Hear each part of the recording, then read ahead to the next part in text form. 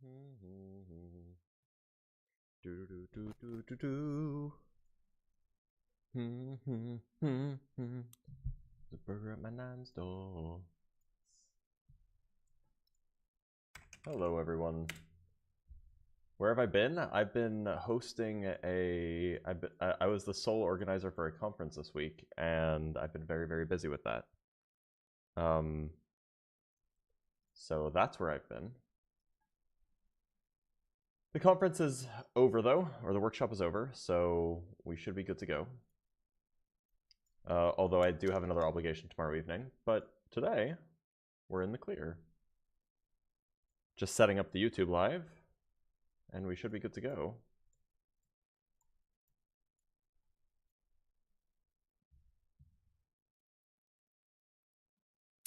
Hello, hello, everybody. Welcome, welcome. Do I like philosophy? Yeah, I bought a philosophy book recently.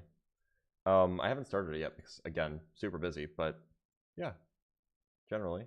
I think that some people take it more seriously than they should. That doesn't mean that I don't like philosophy. Did Ian end up kicking me? Is Ian live? I didn't even see that. No, Ian didn't kick me. Which book? The book is Ontological, from an Ontological Point of View by John Heil. Alright, we have the YouTube chat live. We have TikTok chat live. No, I don't think he ever kicked me from anything. Oh, no, last week? No, we didn't. I don't think so. Did I read Nietzsche in college? I may have, but if I did, it was a long time ago. Talk a little bit about what the DESI data means. Cameron, I have a video that just came out. Go watch it.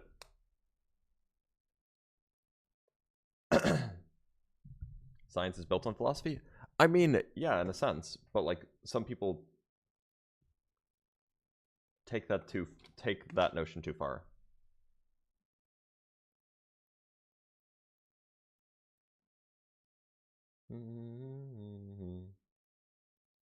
All right, let's bring up our first guest. Hoax, how's it going? Oh, what's up, man? How you doing? I'm doing all right. How old are you? I'm 14. You can remove me in a sec, but I really have a serious question. Nope, I can't talk to you. You are too young. TikTok rules. You can be a great scientist and still not know much philosophy. Absolutely you can. Is life meaningless? I don't think so. How's my audio, by the way? Is it okay? Both on YouTube and on TikTok?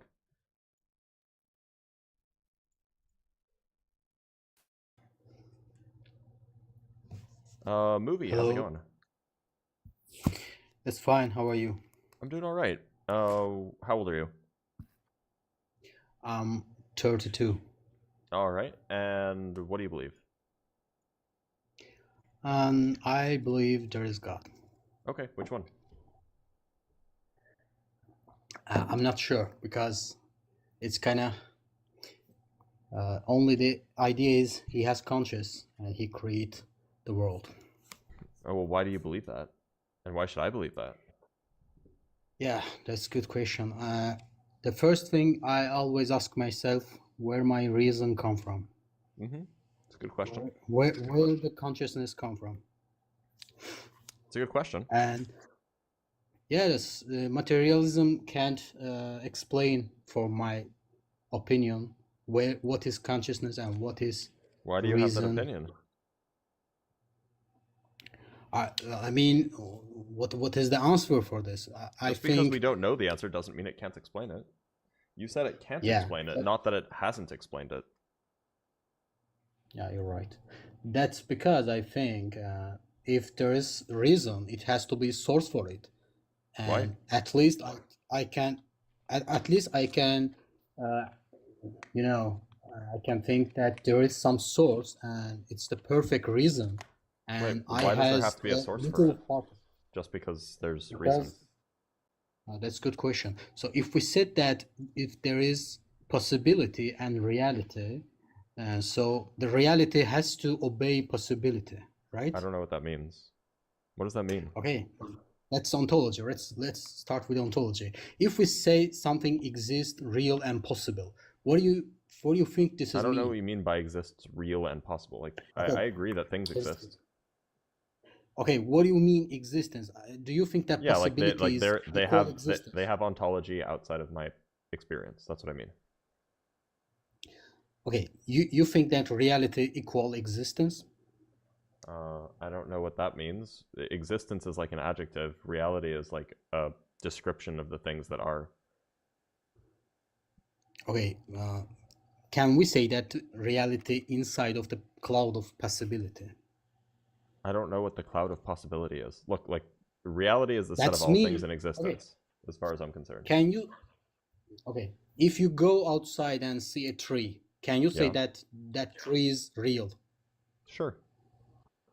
Okay, that means tree is possible, right? Oh yeah, I mean, sure.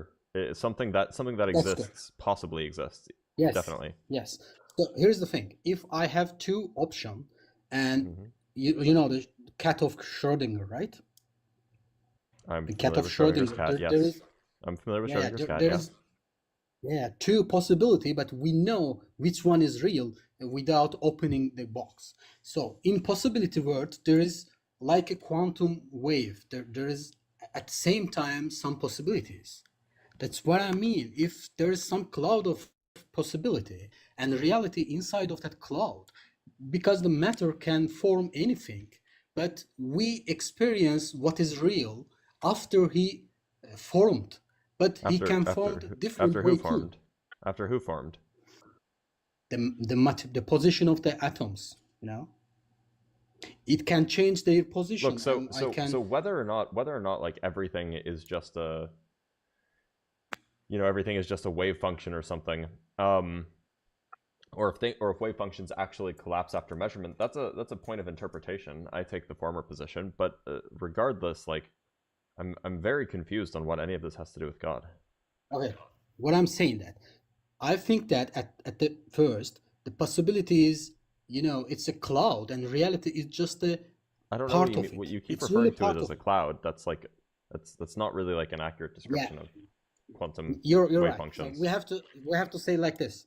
We have to say reality if existence has some levels, and reality is the one of the level we experience it. But the possibility is another level we not experience, but we So understand with do the you reason. take the There many is worlds exist. interpretation seriously? Is that what you're trying to convey? So I think that in possibility, I can imagine a kind of So what is your super preferred intellect. interpretation of quantum mechanics? I don't know. I don't have no idea about quantum mechanics. Then why are you saying anything about quantum mechanics if you have no idea about quantum mechanics? No, it's just like example in quantum mechanics, there is a wave of possibilities. Like the electrons can be anywhere. That depends It's on the possible. interpretation. What do you mean interpretation? It depends on your preferred interpretation. What your you know, metaphysical baggage that you carry around with your understanding of quantum mechanics is. Okay. Like this notion, Then you seem to be invoking a notion without actually knowing anything about it. then forget about quantum physics. It's just maybe Okay. a silly argument. But here's the thing: we can say at least if something real, that means it also has to be possible, because without Yes, I possibility, agree that all real things existence- are possible things. Sure. Yes, but our reason can say us possibility is, you know, more than reality, because reality. Well, inside not of everybody will that agree with that. There are people who are necessitarians, who make the claim that all things that are possible or all things that exist are necessary, meaning that there is no non-necessary existence. Okay, so then if we say that where possibility come from, what define possibility? At least Well, we can say the necessitarians rule would of say that Newton, right? possibility just doesn't exist. Oh, if possibility doesn't exist, but how That everything reality is necessary. They would say that everything is necessary. So necessary also mean possible, right? No, well, so yeah, but there wouldn't be things that are only possible but that don't actually exist under a necessitarian's view. Yeah, you know the rule of the Leibniz, right? The four probability rules. It has to be conditions, then it has to be exist. Yes, I understand. But what I'm saying, if something exists, it has to be possible. I mean, impossible Sure, thing can't but exist. that doesn't mean that there are things that are possible that don't exist. No, wait. If something impossible, I mean, like God, imagine like you think that the Jesus is impossible, right? Is it Well, impossible or it it's depends not on your exist? What do you interpretation mean? of it, I guess. Okay, can you say that God is possible? It depends on which version of God you're talking about. Just the conscious God. We don't know what the Does it is specifications. this God is He this has God reason. responsible is this God responsible for sustaining or creating the universe? Yes, creating Okay. anything. Does it exist within the universe, or does it exist in some external world, No, external means no, to no, the no, no. universe? We don't know. I'm just that. Is it possible that that kind It of seems God can the exist? kind of thing that you seem to be describing seems to be impossible. Yeah. Yeah, it's possible. Okay, what I'm No, saying that impossible. impossible. How do you Yeah. know it's impossible? Well, it seems to be. I mean, you're describing something that doesn't exist at a place and doesn't exist in a time. And as far as I'm concerned, what it means to exist is to be at a place and a time. So you're describing a walking, living, breathing contradiction. Now, I'm just saying, if we imagine there is only a conscious, he create everything inside of his dream. Is that possible? Does it exist at a place and a time? No, time and place is what he invented actually. There is Yeah, no so time and if he place. doesn't exist in his own version of time and space, then yeah, it seems like what you're describing is something that doesn't exist, or something that couldn't possibly exist. Oh, so you say exist if you call only thing that exists if it has to be inside of the time and space, right? Yeah, that seems to be what most people mean when they say exist. Yeah, okay. That's why we have to discuss ontology, because ontologically, materialism claim that we only call something exist because he has to be inside of the time and space, right? Well, yeah, or at least it manifests in some way in time and space. Yeah. So, how about if say that time is just you know, a continuity of the positions, and the space Yeah, is sure. just That's fine. yeah. So just imagine. I'm not saying there is God. I'm just, thinking. Imagine there is a consciousness. There is no time and space. There is a full chaos, and it's I don't know also I don't know what it means for there to be a consciousness with no time and space. I don't know what that means. I don't know what it means for such a thing no, to exist. because we only think that human consciousness. Our consciousness has to be obey the rule of space and time. So This then is human consciousness. so what do you mean when you say consciousness? Because as far as I'm concerned, Yeah, what a consciousness is something that exactly, exists exactly, and changes with time, exists in a place. exactly. So Because what do we you mean only by know our consciousness then, if human. not that? That's what I'm saying. We only know human consciousness, So and then we just so claim then what do you there is mean when only you say consciousness is human consciousness. so then what do you mean when you say a consciousness that doesn't exist in time and space? What does that mean? There is a different level of consciousness, the Okay, consciousness of what does that God. mean? It's What not does it human mean? What does it consciousness. mean for it to be conscious if it doesn't exist in space and Maybe time? we will never understand what it means because we are Wait, inside of so that you don't consciousness. even know you don't even know what you mean when you're saying it? No, what I'm saying, he has to be source, and I am the part of that source. My reason come from that super consciousness. But you don't But even know he doesn't know what it is that you believe in. No, but my possibility come from it, and your How do you science doesn't know? You don't even explain know what. possibility. Look, you described it as conscious, but you don't even know what it means for it to be conscious. So how can you give it a description that you don't even know what it means? But here's the thing: you said that conscious come from unconscious source, right? Well, yeah, I mean, this happens all the time. Like the matter that makes up your body, when it formed and presumably in your mother, it was unconscious. Okay, so my conscious come from unconscious, but Yeah. in possibility, if there is conscious, I mean, imagine that matter. You believe matter, right? Energy can create matter. Conscious. That No, means energy energy cannot create possibly. matter. Okay, what Energy do is you not a think substance. exists? Okay, what is substance? What do you believe then? Like electrons would be examples of things that Electrons. are Okay. substances. Can we say that electron create conscious? Yeah, sure, in conjunction with protons and neutrons.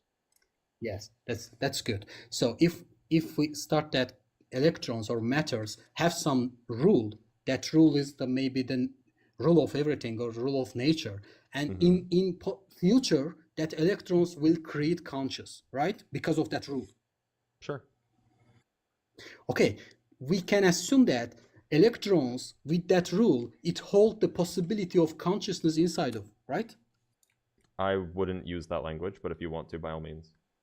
But we can think like this. Why I have to I think think like it's the mistaken to materialist think like approach? that. I think it's a mistake to think like that, but that's fine.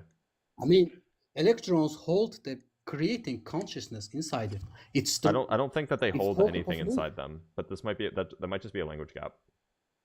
Okay, here's the thing. But if we just claim some rule, that rule automatically define all the possibility inside it. I don't know what we mean by possibility inside something. Like things do things. They have certain, you know, you might say they have certain powers, they have certain interactions, certain relationships. Yes. Then let me describe the argument by definition. I said the reality, what we experience is the reality, but the possibility, it is existence, but we can't experience because it's not inside the reality, but the reality inside of that possibility cloud. This is maybe new term in science, maybe you don't use like this, but I will use this possibility cloud because it's my reason come from that it say me there is possibility and we are inside of the possibility. But what does that have to do with God? In possibility, my source, my reason inside of that possibility, because the reality can create my conscious. How the electrons, if they are unconscious, but that create my conscious. So possibility. So consciousness could be an emergent property. So emergent properties are properties of systems that they get by being a complex arrangement of much simpler things that don't themselves have that property. So for example, yes, what the property water mean, molecules, individual water molecules are not wet.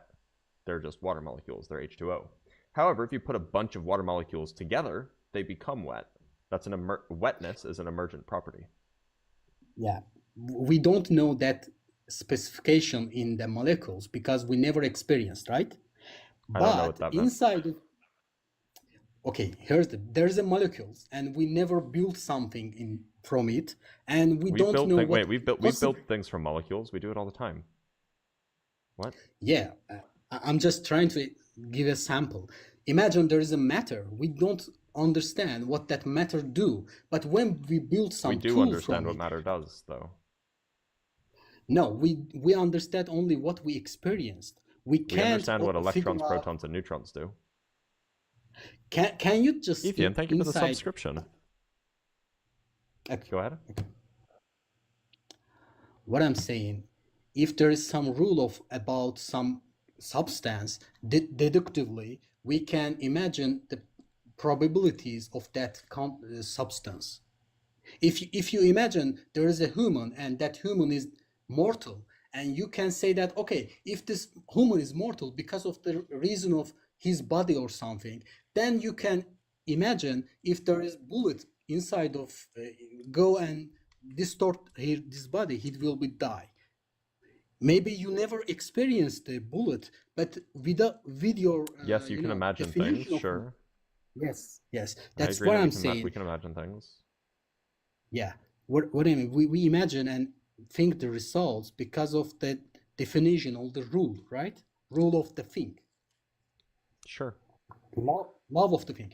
So there's electrons, and we said there is a law between electrons. Maybe they just attract each other or just push another one, something. The forces, right? Yeah. We can't imagine. Just let the thing we are in the 1,000 years before. We are just living in that society. We never imagined today's technology, right? Sure. Because the phenomena can't say us. We are hold this possibility inside us. They never talk about us. But when we experience it, phenomena. Sorry, the phenomena, the materials never say what they hold inside it. We only find out. Right. We only find out experience with it, right? Sure. So the electrons, the matter, hold the possibility what they create, like the conscious, human conscious, with maybe. This is like a really weird philosophical way of saying that matter has properties, and those properties guide their behavior. So the properties kind of hold the possibilities inside it. So I don't know they why you keep hold using this the language of conscious. holding the possibilities. Like I don't know what that means. Like things have properties, and Okay, those properties determine what their is behavior. possibility then? Then define possibility. What's I don't possibility? know. Is that I don't know possibility how you're exists? using it. I have no idea how you're using it. I mean, like I might conceptually consider possibility as something like, a way the universe could have logically been, for example. Okay, what do you think that if you don't ontologically, just I want you define ontologically what is possibility I just gave you a with definition. ontology.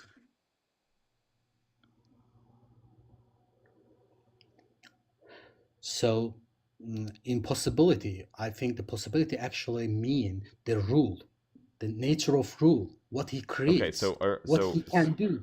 that's great. That's just not how most people use that word. Yes, but I use like this. And in possibility, if I think my conscious come from electrons, they are unconscious. Actually, I can say that their nature of law hold my information of my consciousness inside of it. Then they create it. So in possibility, my conscious and all the possible conscious inside in the possibility clouds. That possibility actually for me is God, the source Okay, of so you don't every. believe in God. You No, just believe in the universe. it's conscious. It's conscious, yeah, cosmos You intellect. wasted so much of my time.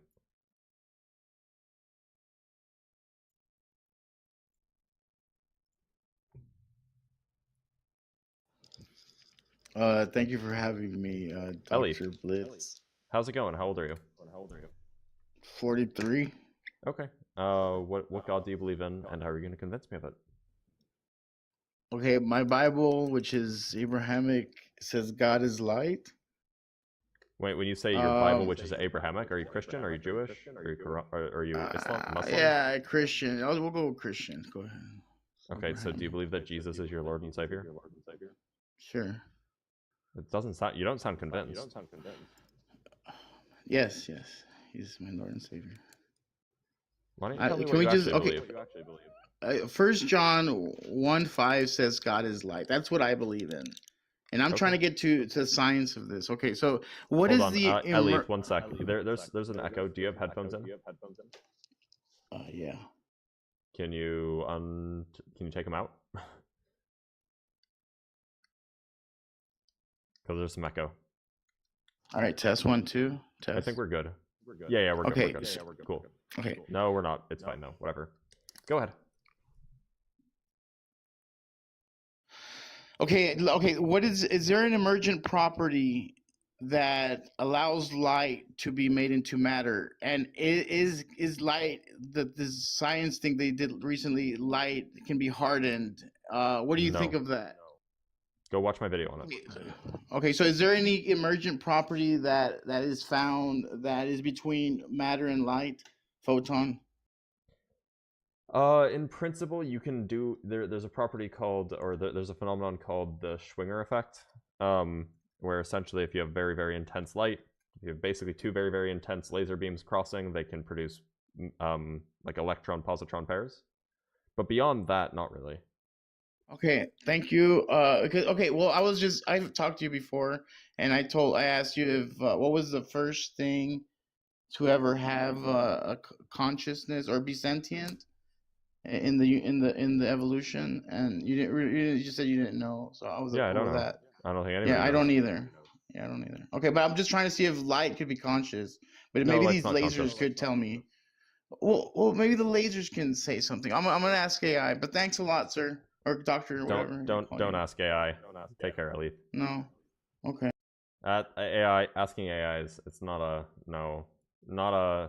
good idea. All right, let's bring up the next guest. By the way, y'all, like the live. If you like what you're seeing, there's a Cash App in the link tree in my bio. There's a Cash App in the description of the YouTube channel. There's a lot of stuff going on. If you want, you can also join the Discord and be deranged on my Discord channel, but please actually don't be deranged. Nahuva, how's it going? How's it going? I'm just trying to do my due diligence really quickly. Your syllogism about time cannot have a before or an after, or like creation needs a before and an after. Did you come up with that yourself, or is that like somebody else's? That's not exactly really my syllogism.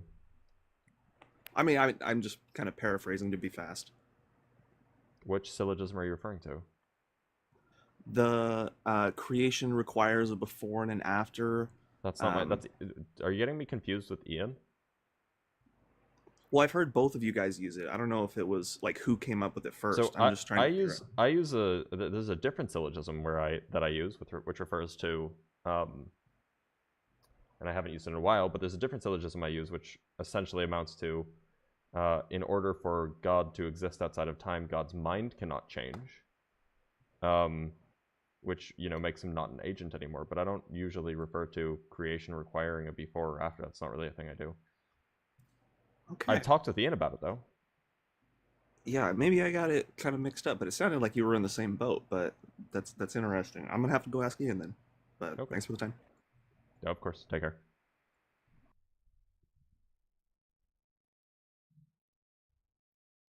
Yeah, I think it's in some sense. I think it's conceivable that there's a first moment. Like the Hartle-Hawking model makes that like a possibility. I'm not super convinced that there's a first moment, but it's at least like conceivable. All right, let's bring up our next guest. And remember to like the live if you're watching on YouTube or on TikTok. Like the live, follow along, subscribe, all these lovely things. Home and Liberty, how's it going? Hi Blitz, how are you? I'm good. Wow, that face does not match the voice. What's up? What God do you believe in? I am the deity myself, and I have a clear chain of reasoning if you will hear me out. Okay, what do you mean by that? I mean it exactly as it's said, but I've slightly hold it. Just to be clear, do you believe that you sustain the universe and that you created the universe? No. Okay, well that's what I mean by God. Okay, I mean that I've deified myself in a rather unconventional but lawful way. Well, I don't care about the law. You don't care about the law? That's not relevant to the conversation. Well, no. I mean, law governs the universe. No, it doesn't. But anyway, they're okay, what do you mean okay, when you say you're a God? Okay, so basically, I think we've had this discussion before once upon a time. But wait, if we have, how did it end? I've leveraged a specific aspect of law to create a title for myself that. Okay, what properties do you have that makes you at all similar to the common usage definition of the word God? How about that? Okay, can I get to it? Yeah, please. Okay, so basically, okay, I don't want to make this sound too wishy-washy. Obviously, like, this is a serious thing. Well, what you should do is you should answer my question, right? Okay. So basically, my powers, as it so happens, is I have gained sovereign rule and leadership over all of existence. You can go and read the thing. I got the credentials, all that kind of stuff to back it up. You have sovereign rule over all of existence. Thank you for the glasses, honey. Sovereign ruler and leader of all existence. That's the title. Can you make me do anything? Well, here's the thing, right? Obviously, my claim lends quite a lot to modal logic, and obviously, when you say, "Can I make you do anything?" as the sovereign ruler and leader of all existence, modal logic dictates that I could argue that I am in fact making you perform your actions at this point in time. Okay, do you have any serious claims, or should I just move on because this is kind of boring? Well, I mean, obviously for you it's boring, but like you want to know the truth of the matter, and that is that. I mean, it's pretty clear you're trolling. My word is the law. So in time, I'm not saying. I just don't care. I'm honestly too tired for that kind of bullshit. Thistle, thank you for the 3 pairs of glasses. I appreciate you. And Gandalfus, thank you for the 10-month subscription. That's cool. I appreciate you. Hi there, man. Hey, how's it going? It's been a while. I don't know the last time I don't recognize your name. I'm sorry. So, what God do you believe in, and how are you going to convince me of it? Well, look, I believe in the Islamic God, meaning the principle of Tawheed, meaning that there's only one God, And cool. yes, okay. So why should I believe that? You're going direct in the boat, man. Okay, last time we had a nice conversation. I understand that you don't remember that, but please repeat your question. And Yeah, why should I'll I try to believe? reply. Why should I believe in your God? Well, the thing is, well, there are several arguments, but let's say Which is the let's best start. argument? How about that? My best argument would be how can there come something from out of nothing? Okay. Why do you think that that ever happened? Why do I think that that ever happened? Yeah. I mean, is this supposed to be an internal critique of like atheism, or is this a belief that you have that you've then come to a different conclusion about? Well, look, it seems to be to me to be an impossibility. Let's say I agree with you. Let's say I agree with you. Yes. Then what? Okay. How does that mean there's a God? Well, something has to have made the process to get going. Or it could have always been there, or there could have been a non-temporal physical state that caused a temporal physical state. Like, well, it didn't look, have to be a god. We have a hypothesis of let's say multiverses, etc. But I mean, some from people what do. I don't believe that. Okay, well, from what I get is that there was a Big Bang, for there to be a Big Bang, and to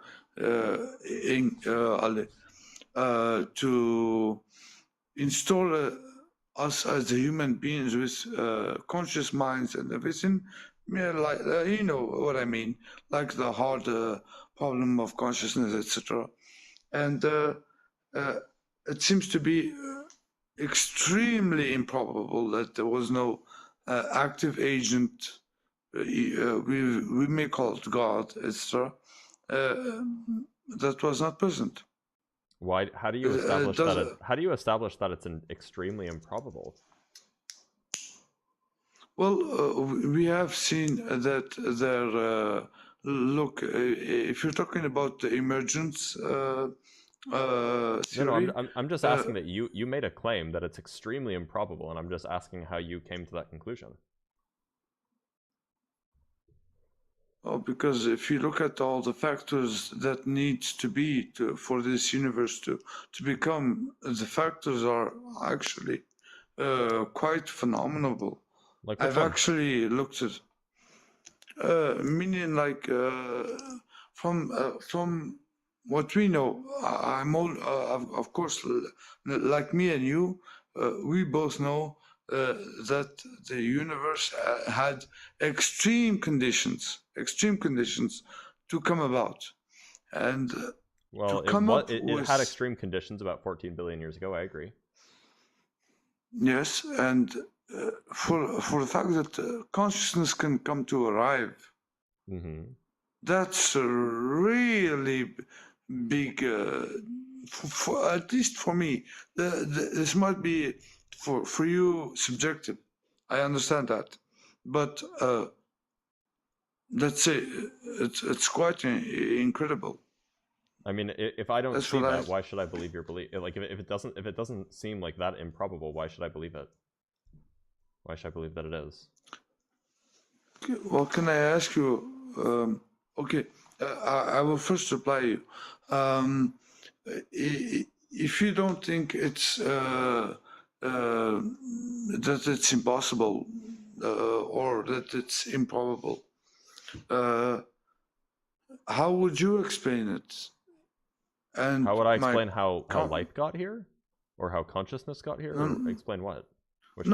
Explain consciousness from the Big Bang to consciousness. I mean, it seems like consciousness is an emergent property of complex brains, and complex brains arise naturally via evolution because it's efficient for survival, especially when you're a social species.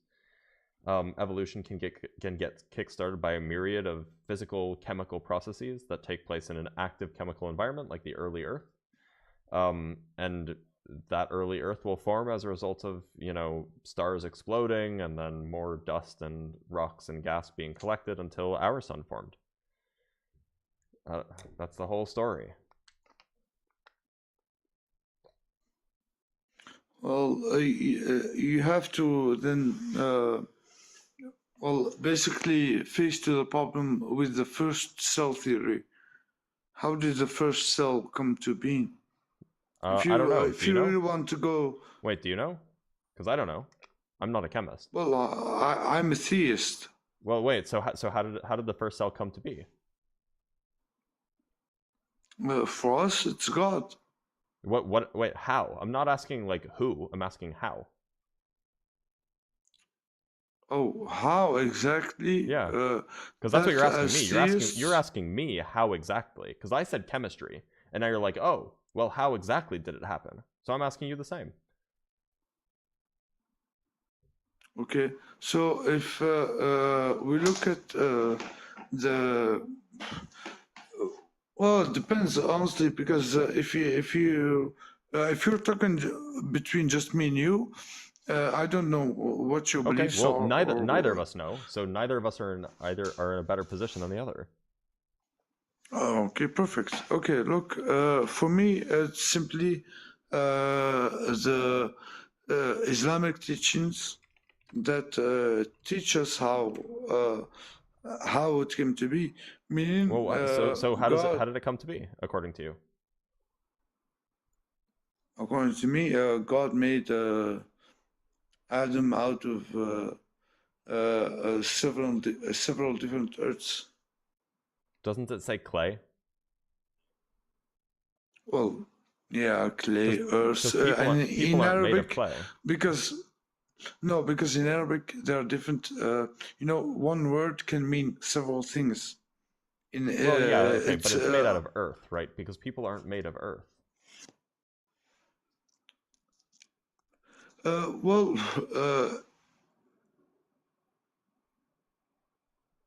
yeah, let's say clay. I'll concede that. Yeah. People aren't made of clay, though. Well, in a certain sense, they are, because if you look at where clay comes from, we can say it's stardust. Well, no, but the Could we? Quran says we're made of clay. It doesn't say that we're made of stardust. Well, if we look at the scientific knowledge that we have caught up on, we see that clay actually does come from stardust. Clay comes from stardust, and we come from stardust, but we don't come from clay.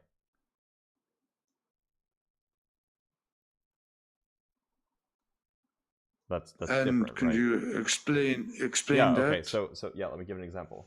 So, humans are made from stardust. Trees are made from stardust, but we aren't made from trees. Make sense?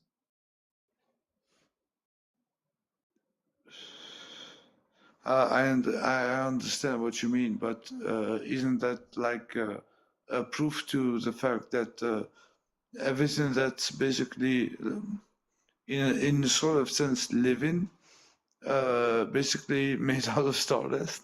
Everything is made out of stardust except hydrogen. Stardust, meaning the leftover remains from a supernova, that's everything. Everything in the universe, hydrogen and helium, notwithstanding. What's your point? That doesn't mean that we're made out of clay. Well, you asked me to explain how I come to that conclusion. I told you I base it on the. Explain to me how, if you don't mind. We're not made of clay. We're made of other things, like bones. Well, if you look at the chemistry behind it, you can clearly see that. I'm familiar with the chemistry of clay and the chemistry of bones. Clay is calcium, calcium hydroxide, or hydroxyapatite or something like that. And clay is an aluminum. I can never remember what exactly the chemical name is. But the point is bones are made of calcium. Clay is made of aluminum. They're different things.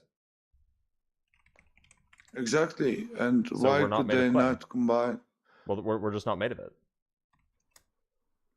Clay, yeah, Well, clay is made of hydrous aluminum phyllosilicates. And bone is okay. made primarily, like the hard part of the bone, is made Mm-hmm. primarily of calcium minerals, which are not hydrous aluminum phyllosilicates. Right. Okay. So they're And different things. why? Well, that's the thing. Yeah, because I understand you're a physicist. If I recall, if I recall correctly, you're a physicist, right? I am. Yes. So look, there's the thing. If you look at theology and physics, you can see there are things that are in parallel with each other, and other things that seem to be ambiguous.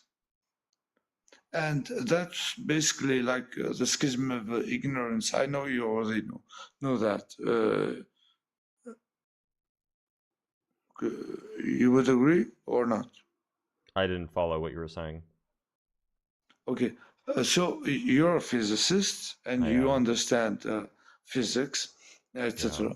But I was also talking in theological terms. Well, okay, Meaning so then that why can't I just talk in, metaphysical terms and just say that, oh, well, the chemical laws of the universe made humans. And now we're at the same place again. how can you talk about metaphysics without theology? Religion doesn't have a monopoly on metaphysics. Well, please explain then. So an example of non-theological or non-theistic metaphysics would be Plato's Platonism, right? The whole thing of what is it called? The one, and you have your Platonic ideals and all sorts of that's metaphysics for you, and it's not theistic. Well, actually, Plato, if I recall correctly, learned from Aristotle, and No, Aristotle you got that was backwards. You got that backwards. Plato learned from Socrates. Aristotle was Plato's student. So Plato is Arrow's student. No, Aristotle was Plato's student. Okay. Then I had it wrong. Well, look, if you say that you don't need necessarily theistic terms to theistic, let's say, statements to combine one another, then you would have still the problem of infinite regression. How? Because, well, look, if infinite regression means that the universe couldn't have existed if there was an infinite regression. Why not? And who says there wasn't infinite regress anyway? Well, Aristotle did. Well, I don't believe everything that Aristotle believes. I understand that, and I respect that. Okay, but you do have to look at his point and say that look, if there was a beginning of all time and all space and all everything, you can't have an infinite regress. Like, if there was a beginning, then there is no infinite past. If there was not a beginning, then there is an infinite past. That's it. It's not that complicated. Sorry, could you repeat that, please? My connection. If there was a beginning, then there was no infinite past. If there was not a beginning, then there was an infinite past. Well, that's what Aristotle basically argued against. He said I'm not Aristotle. basically. Are you arguing with Aristotle right now? No, no, no, Then why are brother, you no, why are we brother. talking about Aristotle? No, because basically, because of the schism of ignorance, we have to try to find a way to link all the sciences together, right? I And don't. We do not have to link all the and sciences together. I don't know why you would say no, that. no, no. I mean, like we have to find a way to get to know the absolute truth. I don't know if you believe that or not. I don't even know what absolute truth is. Really? You don't Yeah, believe in an absolute truth? I don't have some theory of truth. Some like universal Well, theory of truth. okay. I think that we Okay, use can truth you in many then? different ways. I think that we say like we say things like, oh, you know, like it's true that the sun will rise tomorrow, but that's like inductive reasoning, and you know that's like a prediction. And then we say things like it's true that 2 + 2 = 4, and that's like one particular notion of truth that's like mathematical. And then we say that it's true that, you know, I am married to my wife, and like that's like some like that's like a different kind of true than 2 + 2 = 4. Like there's a whole bunch of different notions of truth. I don't have some absolute theory of truth. So you're upset. I presume then, and please correct me if I'm wrong, that you have a subjective sense of morality. Yes. Yes. Okay. So, well, look. Well, I guess then we disagree on one point, and I actually do believe in an absolute truth. Okay. I actually do believe that 2 + 2 = 4, and I believe that 2 1 + 2 + 1 = 4 too. = 2. I believe all of that. I just don't have a notion of absolute truth because I'm a truth pluralist, if you will. I think that there are different notions of truth that you use in different contexts.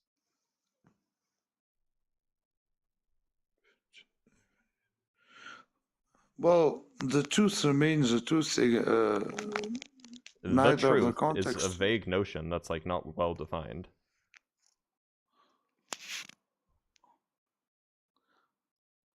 Because of a human incapacity, or It's just because of the way that humans use the word. Like humans use truth in a whole bunch of different ways.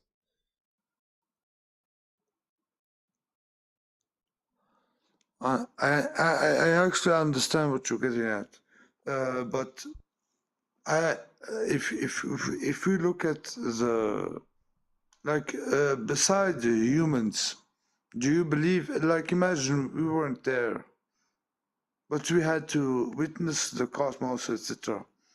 Would you believe in absolute truth? Imagine I don't know what that question means. Okay, so imagine, as a physicist, I imagine you know the simulation theory. Well, right? It's not a theory, it's like a shower thought, but yes, I'm familiar with people who believe in the simulation. Okay, so imagine we can see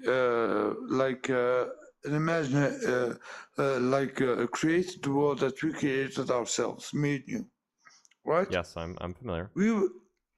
Yes, we would see that there is an objective truth, absolute truth. I don't know what that. I don't know how that would be absolute truth. I don't follow. Okay, because we would be all-knowing. You would because be all we knowing. created Wait, are you saying that we would know everything about the simulation? Yeah, because that wouldn't be the set. That wouldn't be the set of all possible knowledge, right? There would be more possible knowledge, like knowledge about the world that the simulator lives in. Yeah, but imagine like we had the capacity to understand the simulation we created completely.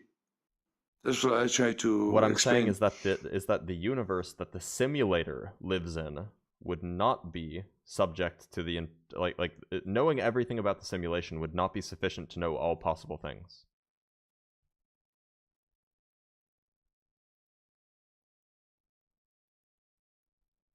I think actually it does.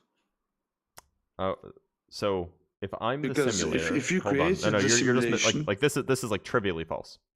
If I'm the let's say that I okay, make a simulation, right? Does that mean that I yeah, know what your last name is? of course. No, I make another simulation, like in my garage. Do I know what your last name is?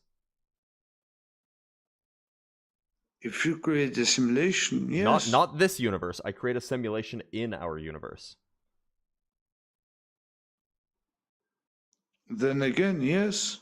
How would I know what your last name is just because I create a simulation of something else in my garage? If you created the simulation, that means that you I know didn't the create this characters. simulation. I created some other simulation No, in no, my garage. I understand. Then I understand. how would I but know your last name? If you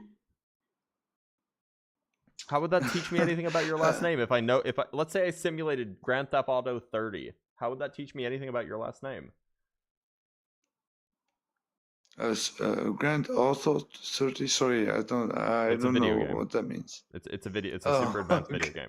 Let's say I created a super advanced video game that simulated a universe. How would that teach me about your last name? Well, that's the thing. I believe that the one who simulates it knows the. Okay, can you answer my question? If I create a simulation, if I make a video game that's a super advanced simulation of the universe, how would that tell me what your last name is? Because you're a simulator. I'm the simulator. I create a simulation I create a video game simulation. In my video game simulation, there's a bunch of bleep blorps, and they run around and they jump on trees, and they build little houses, but that's all they do. It's the simulation. You're not in it. Yeah. You're just a guy who lives next door to me. I'm in my own house. I don't know you. How do I know what your last name is?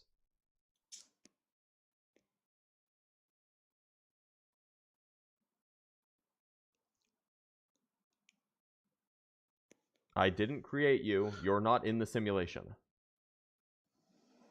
You did not create me. I'm not in the simulation. How? Right, you're just a regular guy who lives next door.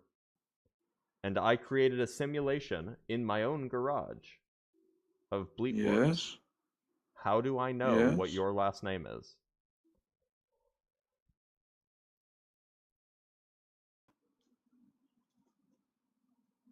Sorry, the connection got disturbed. But if I'm just your next neighbor and I'm not the simulator or a co-simulator, then yes, of course I wouldn't know. So just because even supposing for a moment that we live in a simulation doesn't mean that absolute truth exists or absolute knowledge exists, because whoever's doing the simulating might know everything about our universe, but they won't know everything about the entirety of reality.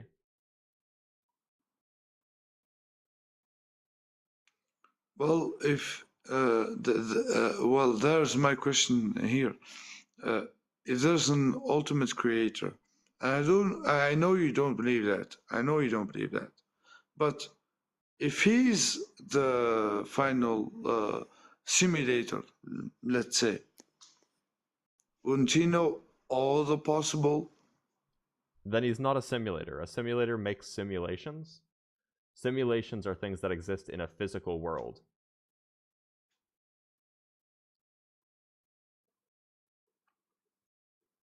Why wouldn't a simulator have the capacity to create a physical world? That's what I understand. No, the simulator themselves would exist in a physical world. Which means that they couldn't know everything about the physical world that they live in. Well, the simulator doesn't have to actually. Then they're not a simulator. World. Then it's not a simulation. Why not?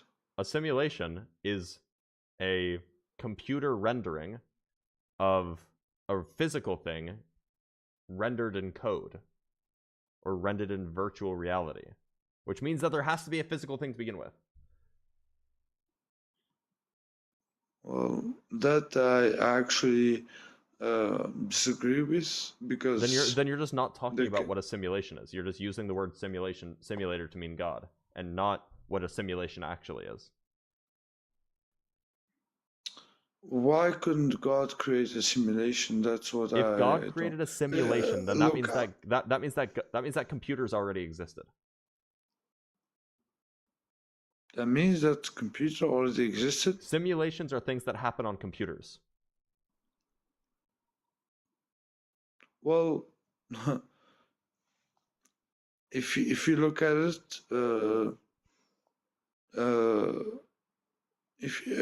I mean, you're a physicist, right? Yes. You know the Heisenberg uncertainty principle. Yeah. You know about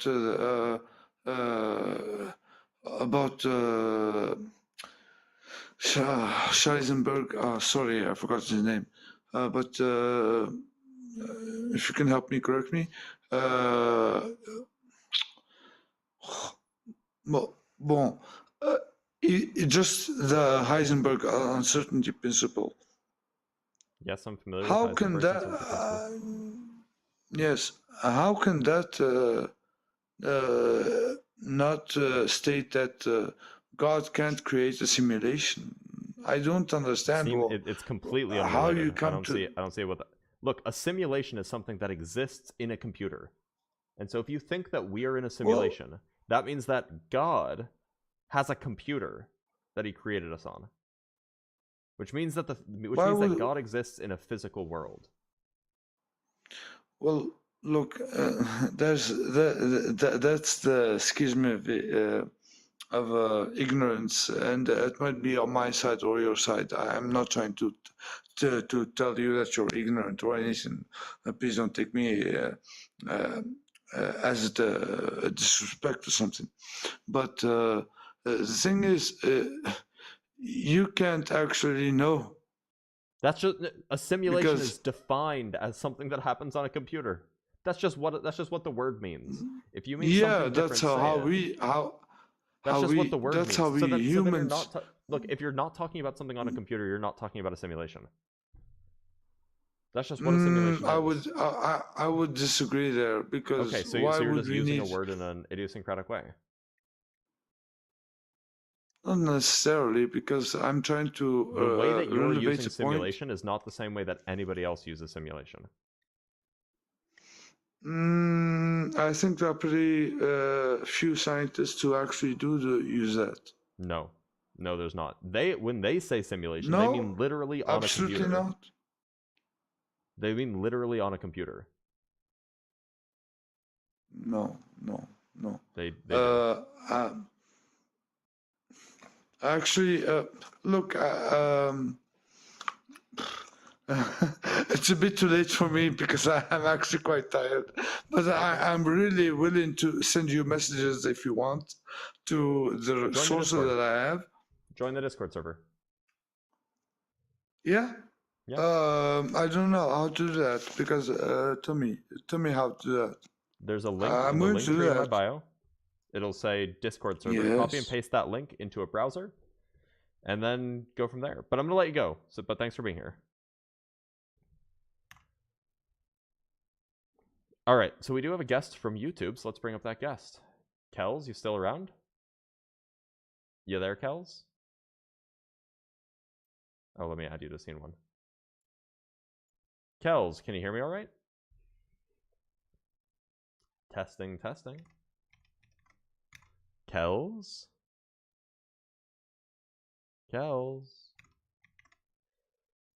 Bummer. Okay.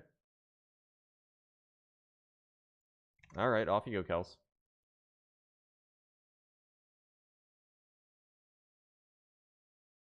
Yeah, no, he's not here. All right, let's talk to the first muse.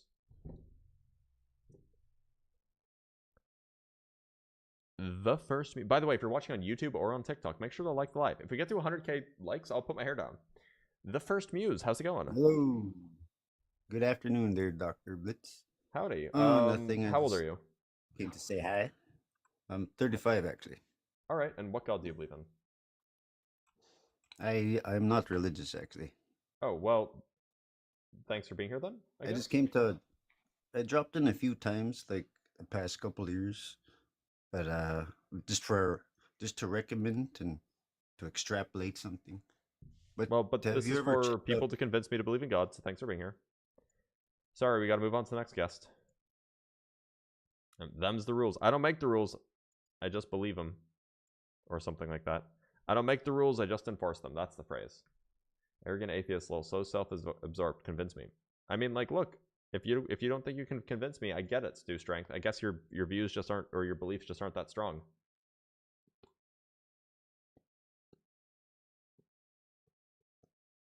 All right, this guy is not connecting. Let's talk to Wizza.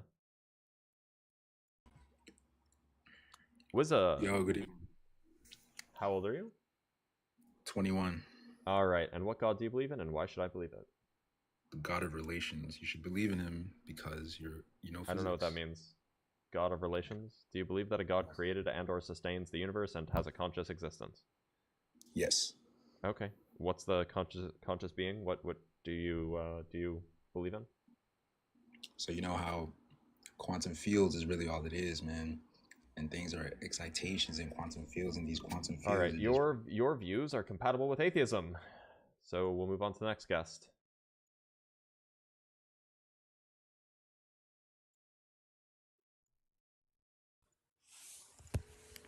Michael, how's it going? Hey, how's it going, man? I'm doing all right. What God do you believe in, and why should I believe it? I believe in the Christian God, Jesus Christ, and so actually, can I know your name, because actually I've never followed you or watched any of your Call me videos Blitz. before, but Call me Blitz. Blitz. All right. Well, I guess we should start with the fundamentals. Let's take Christianity off the board for a second. Why? And the reason That's the I thing you want to believe say in, that, right? well, yeah, no, it is, and the Okay. reason I'm saying we should move it off the board first is because you're saying you're an atheist, correct? Yep. Okay, so let's start with the fundamentals. Why Okay. don't you believe that there is a creator, a God, something that has made a cause for everything to come into an existence? Well, because it seems to be the case that, I look around me and all of the minds that I see, all of the minds that I interact with are attached to bodies. So just given my experiences, it seems to be like minds are always attached to bodies. Brains, maybe even computers, but like they're definitely attached to physical things. And then I look around, and as far as I can tell, anything that needs a cause tends to have a physical cause. So it just seems to be the case that there are no non-physical minds, and all causes are physical. Okay, yeah. So what do you think? Because there has to be a start, right? And so some people believe in the Big Bang, and some people believe in different scenarios that made everything crash into existence. So what is your standpoint on that? I'm not convinced there was a start. So you think everything just was? Could have been. Yeah, it seems at least possible. Okay. Well, I would say just from a perspective and observation standpoint of life, I think, especially the way that we know science and the way that we've discovered science, there's got to be a cause and effect, right? And so for there to be a cause, right, like the Big Bang, right? You're saying that everything just exploded into existence. How do you have that without a cause? I mean, even Einstein looked into that. I might say that it did have a cause, just a physical one. Sure, right. Okay. So then you're saying that you believe that there could have been a cause, something that happened to where existence unfolded, right? Well, no, I would just say that there was stuff before that. Yeah, but that can't just happen.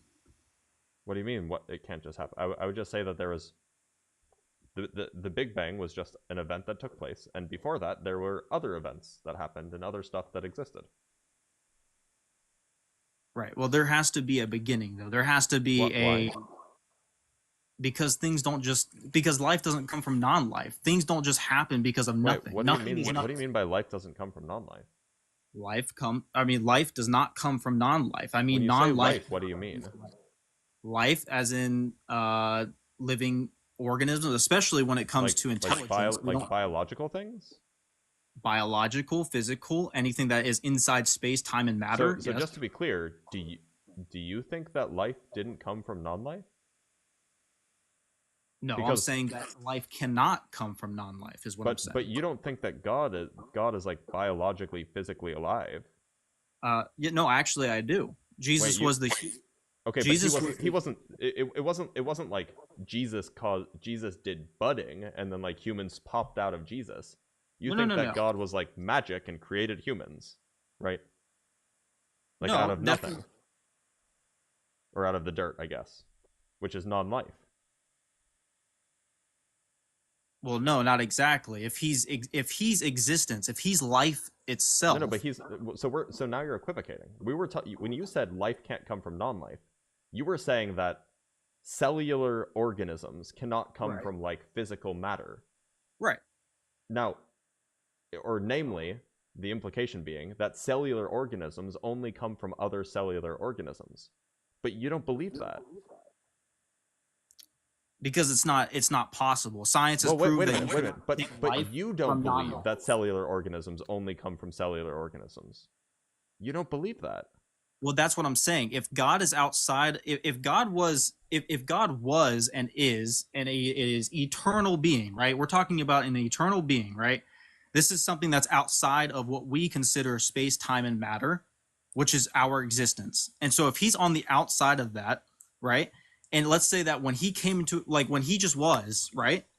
And sorry, I'm stumbling over my words here and I'm getting off track. When he created man, right? Mm-hmm.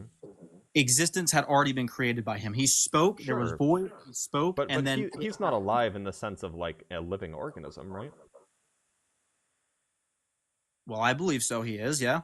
Well, you think he has cells and like you think that he has like what is it called, like a metabolism, and you think that he like reproduces and he walks around and he's made of atoms?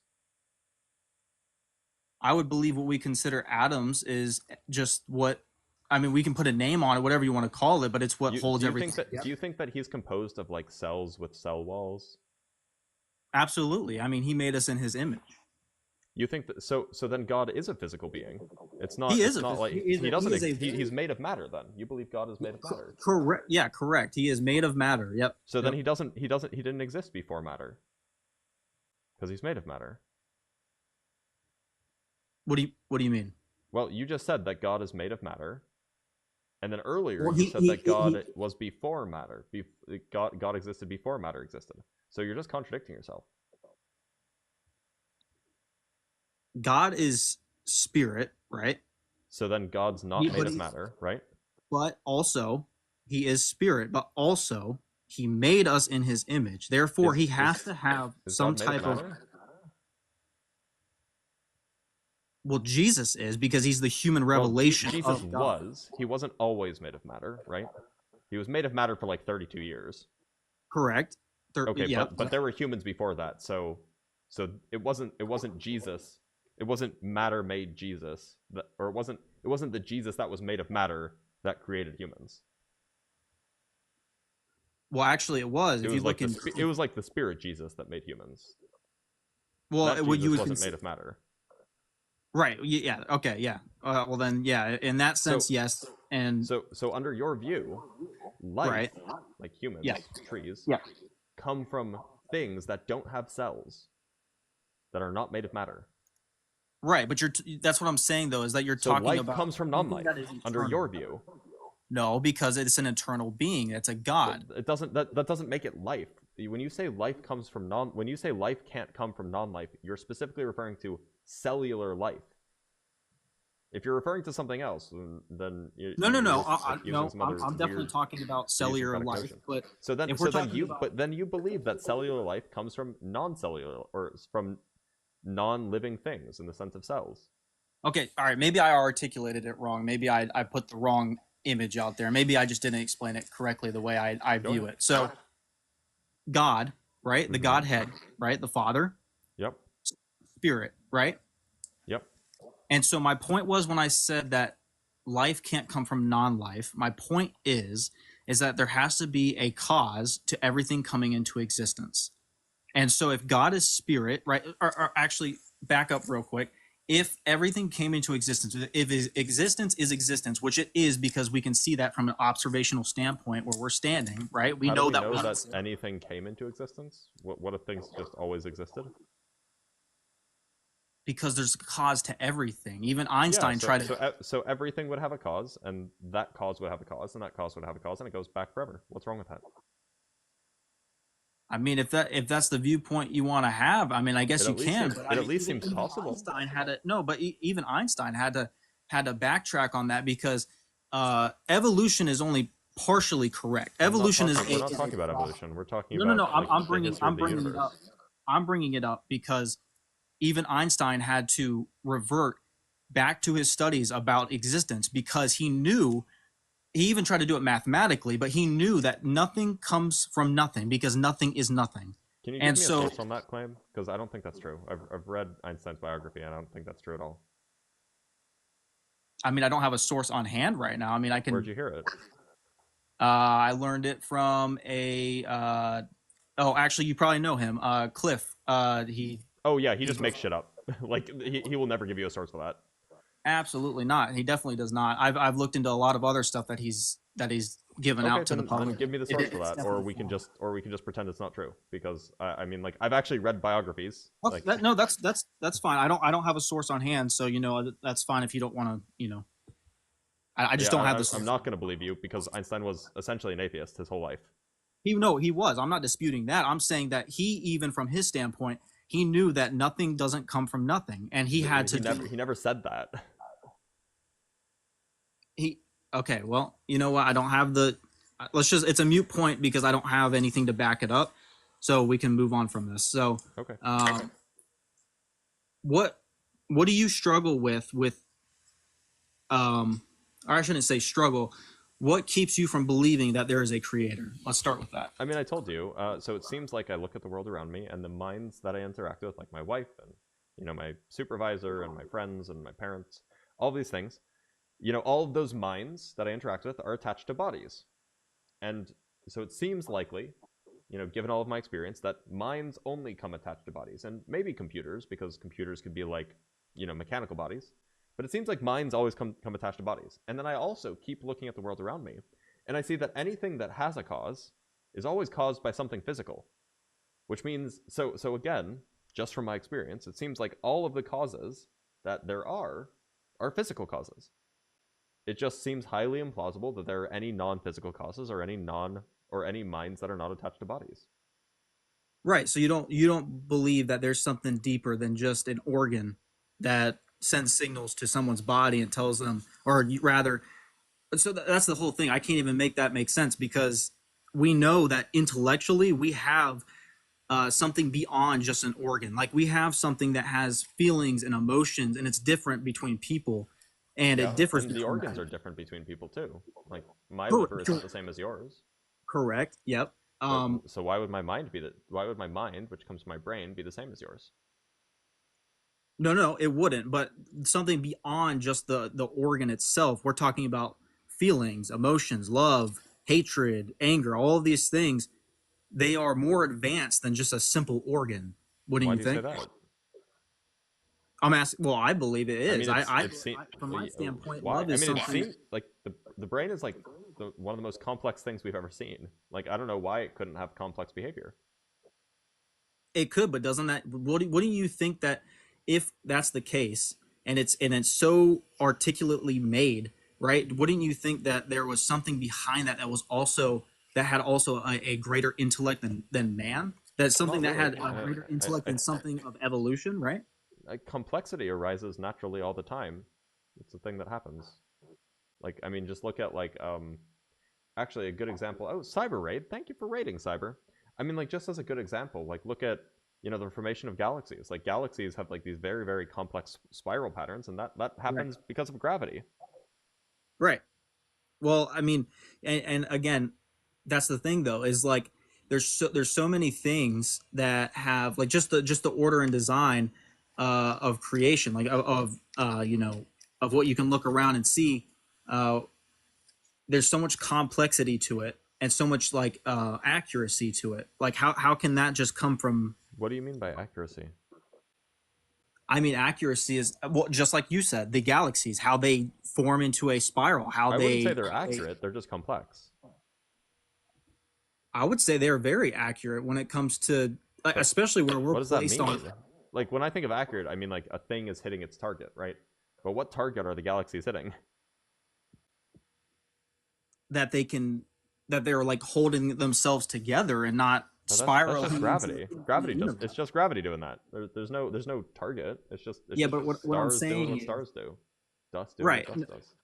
Sure, but if everything just exploded into existence, right? Which it did. Then, right. I mean, it wasn't necessarily the beginning of existence, but certainly the universe did expand quite rapidly. Right. Okay. Yeah. Okay. We'll go with that. Expanding. Okay. I'll use that term from now on. But if it expanded into existence, right? How can stuff be that accurate and that held up together to where, like, you can have complexity emerge from or you can have complexity emerge from non-complexity. That's a thing that can happen just in like mathematics. That can happen mathematically. It's called structure formation. Like go look at a good example would be the Mandelbrot set. The Mandelbrot set has, you know, in some sense a lot of complexity, but it comes from a very, very simple equation. Right. Well, I mean, just from, like I said, from an observation standpoint, it doesn't seem that with the accuracy and the very complex nature of everything, especially the human mind. I mean, you brought up a good point. Like, especially the human mind, how it's connected to a body, how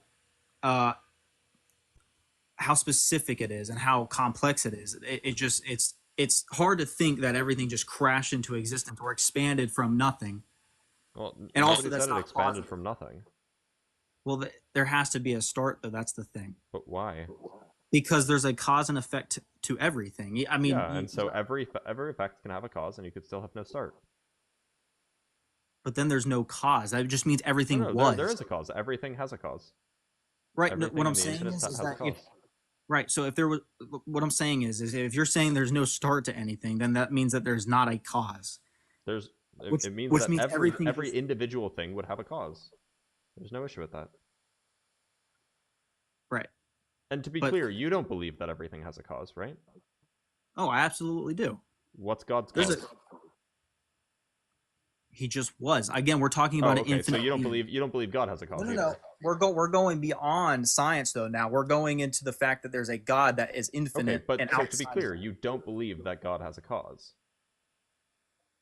He is the cause. That's the thing. He was. Hold on. Can a thing cause itself? Can a thing cause itself? If it's an infinite being and it's God, then yes. Oh, but other than that, special pleading? So no, it's because the only thing that can cause itself is God. That's special pleading. That's definitionally special pleading. But if he's outside of that, then is that still that? Outside of what? Outside of, I guess. I mean, he's spirit, and so if he was spirit and he was before void, like you got to think void, even void. He's spirit, so he's outside. We're talking about what it means to be outside of void. Well, void is still something. It's not nothing, right? Void is like absolutely. It's a, think of it as like a plate. Like think of it as like a I don't know, because it's, the thing is like we don't know how fast everything expanded, and I'm not disagreeing. Yeah, we do. I'm not saying when God spoke into the void and he said, you know, by the way, we do know how fast everything expanded according to science, and we're talking about, you know, we're talking about there not being a being. Figure these things out, right? Right. No, but I'm saying from science perspective, there's not a God. So, when you're talking about the rate that these things expanded, you're talking about it coming from nothing again. No, I'm not talking about it coming from nothing. So then, what caused it? Something else. Something before it. Like what? What do you think? A prior physical state. What's before the nothing? It wasn't nothing. There was never nothing. So then what was there? Stuff. A universe. Space. Time. Matter. Right. So how is there that, and then there's an expansion? If there was already something, how is there an expansion like that? a thing that already exists can then expand. Again, before the expansion, that something, what created that? What was the cause of that coming into The existence? stuff before it. That's okay. I think this is kind of going in a loop here. But I mean, look, I mean, like, maybe, but like, my view is just that things are caused by the things before them. That's it. So an infinite loop of, but Well, then even it doesn't if have you to be a said loop, that, though, but yeah. even if you said that though, there still has to be something behind that.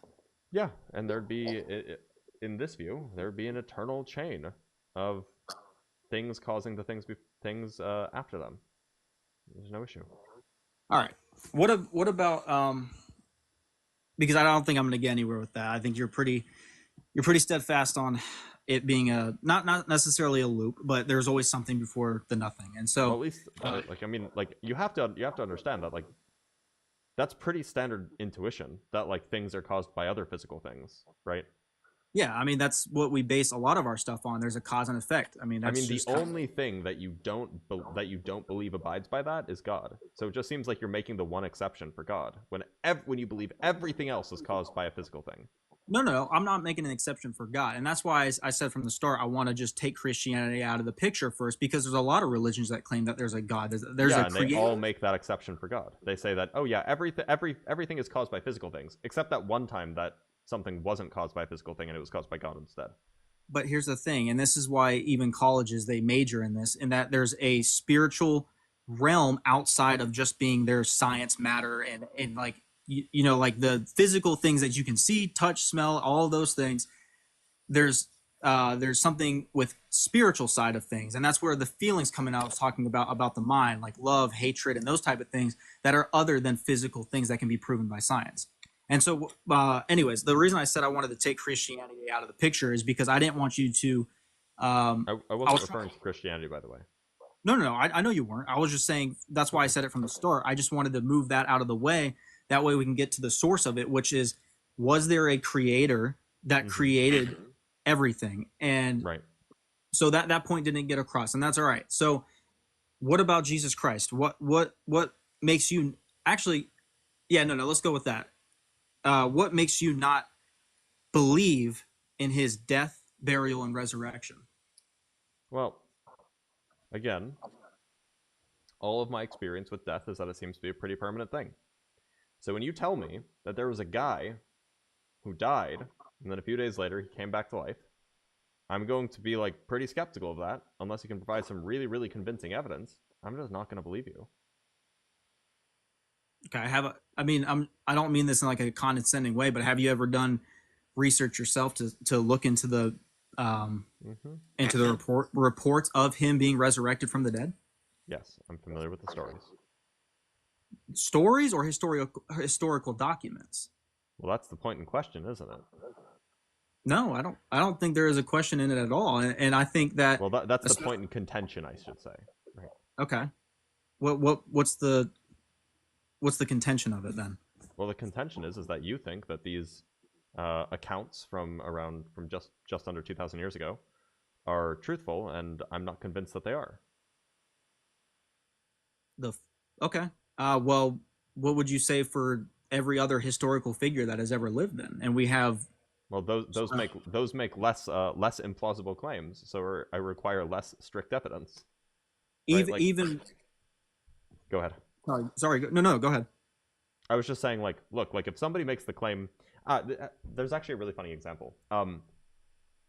There was a Sumerian tablet that was discovered.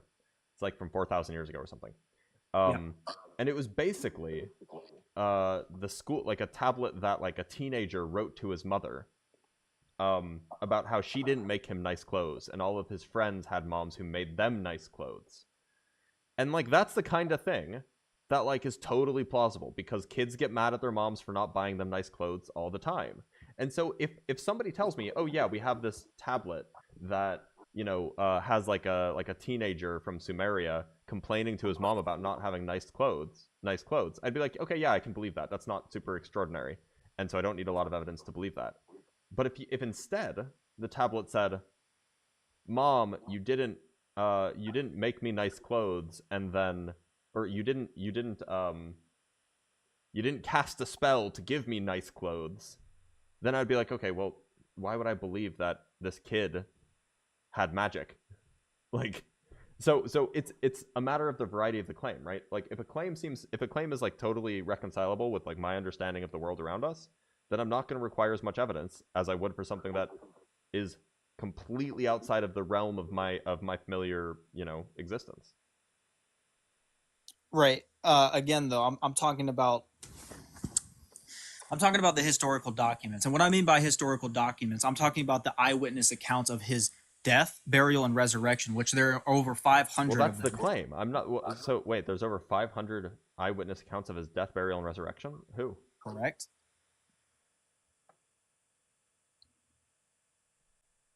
Can you list, like, I don't know, 15 of them, maybe? Well, the people that were surrounding him at the cross, I would imagine those were the first 15. Sorry, who were they? The Roman soldiers and the. I'm sorry, I was asking who they were, not like what they were. Because You if you're calling these like first-hand testimony, presumably you know who the person giving the testimony is. No, I do not know the names of every 500 of the eyewitness testimony. Just so like how I do don't you know that they even existed? But just like I don't know the names of the eyewitness. Wait, how do you know that testimonies they even that saw existed Abraham the same way I don't know every single name of the eyewitness testimonies of Abraham Lincoln's death. I don't know those. You don't need to know the names of those people. You can go to Abraham Lincoln's grave. It's an of the publicly available eyewitness place. testimonies. No, you can just go to Abraham Lincoln's grave. You can go look at the newspapers from that day. You can go look at the gun that it was shot with. I'm sure that's in a museum somewhere. I'm talking about the people that witnessed everything that happened. That's what I'm talking about. Well, I'm not. I don't care about where he was. Did we video interview one of them? Look. So the point is you made the claim that there's over 500 eyewitness testimonies for Jesus's death, birth, death, resurrection, and what was the last thing that you said? Crucifixion, death, and resurrection, or whatever. So where are the eyewitness testimonies? Who are they? Where are they from? Where's the actual testimony? Where can I read it?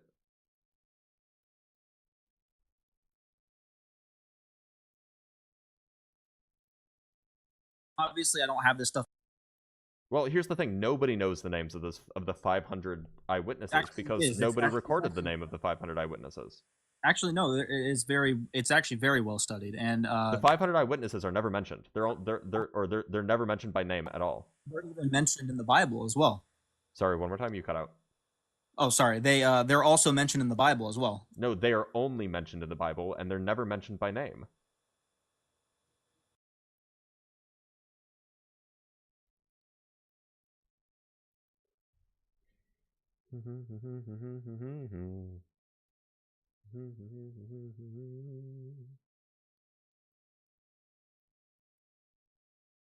By the way, I can't hear you when you're not on the app. So if you're Googling something, I wasn't talking. All right, so okay.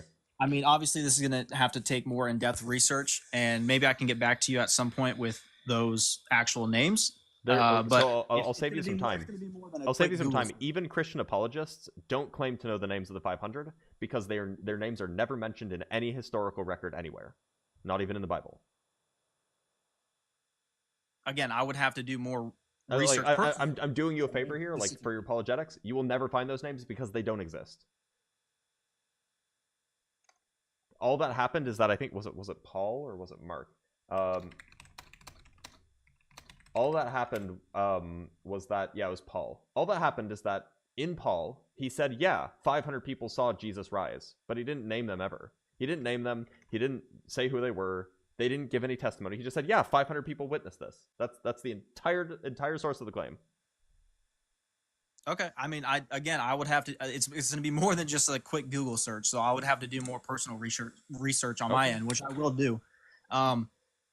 However,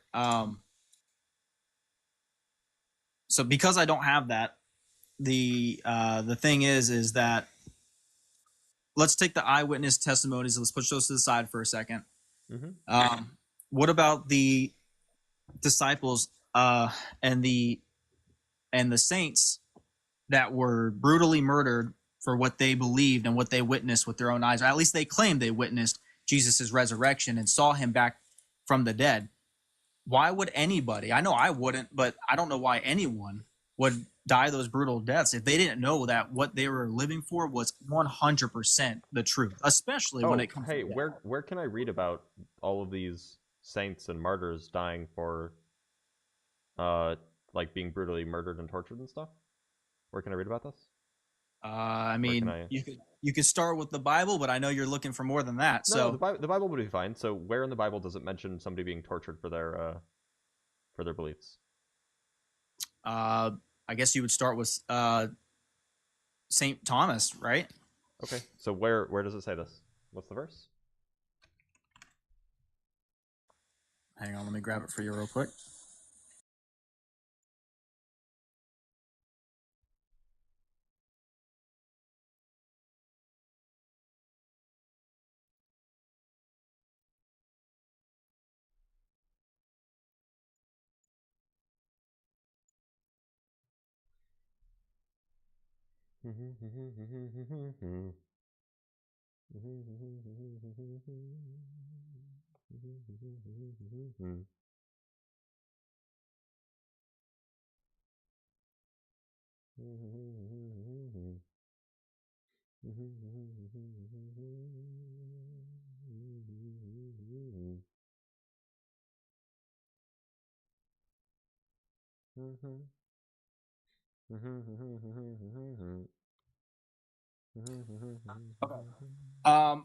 So it's Acts 12, 2.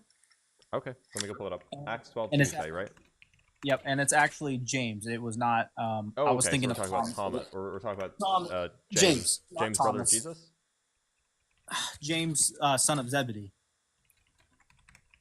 Zebedee. Okay, cool. All right, Acts. Okay, so he was put to the death with the sword. Is that torture? That is not, but it's still. I mean, does it say why he was put to the death with the sword?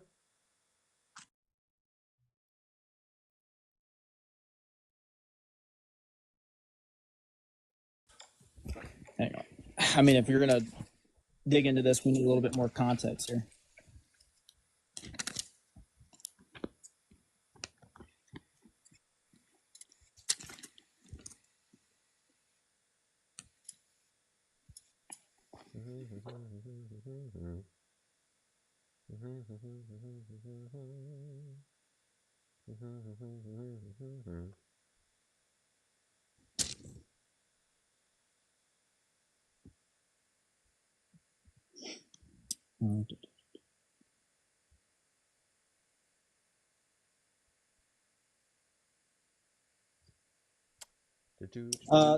So just off a little bit that I read from the verses before that one, it's talking about the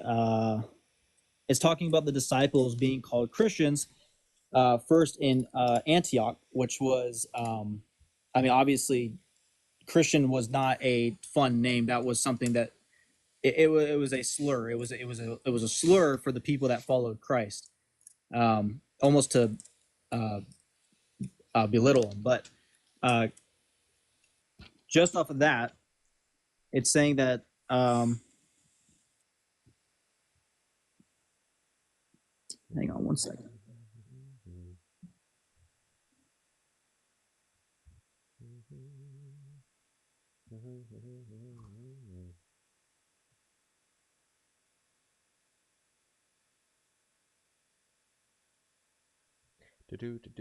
By the way, y'all remember to like the live. If you like the live, like the live.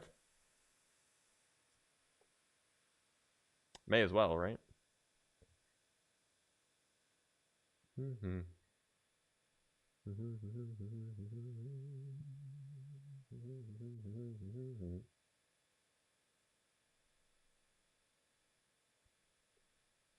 So what it's talking about is that they went into Antioch, and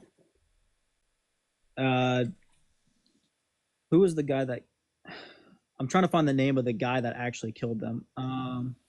It doesn't say. What you get is that Herod had them arrested. Right. They did go to But prison. you don't and actually they get. took Peter There's after that as no. well. We don't know who actually did the execution. Right. Because they took Peter as well, and they apprehended him and put him in prison. But so why does it say at all why they put John to the sword? Why they put James to the sword? No, but if we're going off of context, just a few verses back, if you look at Acts 11, 20, I guess 26. Yeah, 26.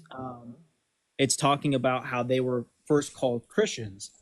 Oh no, they were called names. No, I'm not saying it like that. I'm saying if we're looking at context wise, it's showing that they're being persecuted verbally. They were being persecuted by being called names? That is a form of persecution. So wait, so what does that have to do with why he was put to death? That's my whole point, is that if they were being persecuted by the people, if they were being called names. It's a form of right. It's a form of and now so they were being called names, therefore they were put to death because they were Christian? Is that your inference here? Correct, based off of the context. That is have you ever heard of reading between the lines? Thank you, Jerry, for the Make It Rain. Have you ever heard of reading between the lines? Yes. Okay, so imagine that there's like a pair of lines, like here and here, right? You're reading like 50 lines between them, right? Like there's nothing at all that suggests that he was put to death for being Christian. Like 20 verses earlier, or like 25 verses, or like 15 verses earlier, it says, they were called Christians, and then you're like, aha, that means that he was put to death for being a Christian. No, that's not what I'm saying. What I'm saying is that it's they didn't like Christians, therefore they were put to death for being Christian. There's just no inference rule that gets you there.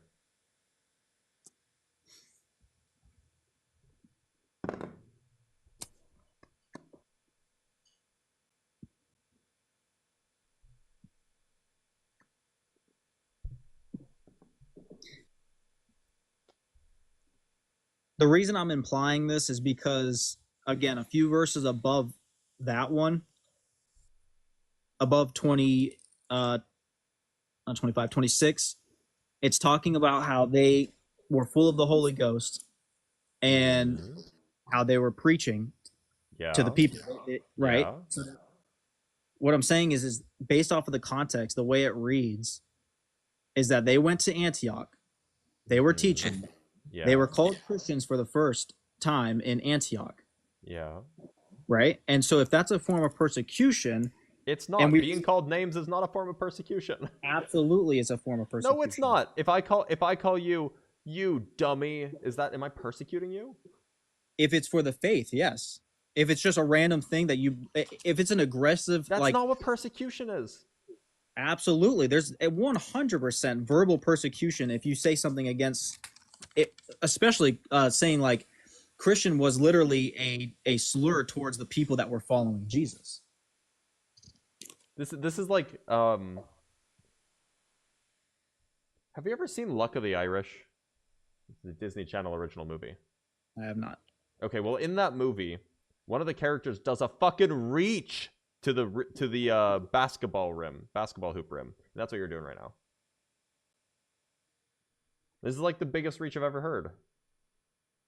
And by the way, apparently scholars think that he was put to death because hold on, I just read this somewhere because I was doing some reading while you were doing some reading.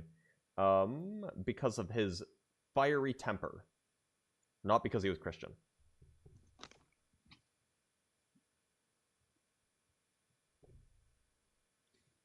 I would understand that, but why would how does that correlate to James being killed? No, James was killed because of his fiery temper. You said Peter. Sorry, I meant James. If I said Peter. Okay. Okay. All right.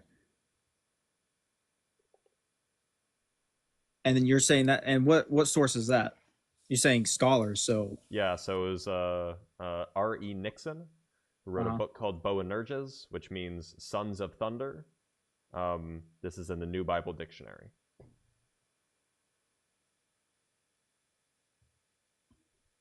And that's that's all the context they give is because of his Yeah. fiery anger. So Or they had the nickname Sons of Thunder, right? James and his brother. right. So like the thinking is maybe he got put to the sword because he had a temper, because he did something like, you know, in a fit of rage or something like that. I'm not But like disputing that. there's no actual explanation for why he was put to death. So to infer anything is to just, like, you know, reach for the stars, if you will. I mean, I would have to agree with you, because I would need to read a lot more before what just happened to understand why they went there, what their purpose was, who were they delivered into the hands of that killed them and took Peter into prison. I mean, we know it's Romans, because it says that Peter was given over to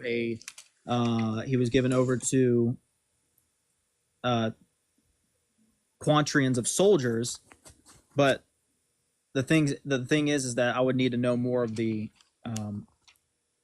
story behind it, of what actually was happening. Have you read this? I have, but I don't memorize every single verse. I mean, that's extremely hard. That's fair. I'm still on my journey to finish the entire Bible. I mean, I've read bits and pieces of it here and there, but I've made it through all the way through the New Testament, and I'm almost done with the Old Testament. But to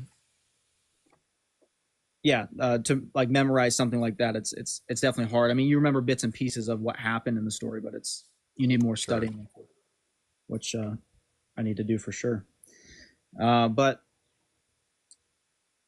is there anything that you would like to ask me? Yeah, why are you a Christian? Why do you believe any of this? Because I was radically saved, or what I would consider radically saved by Jesus. And what is that?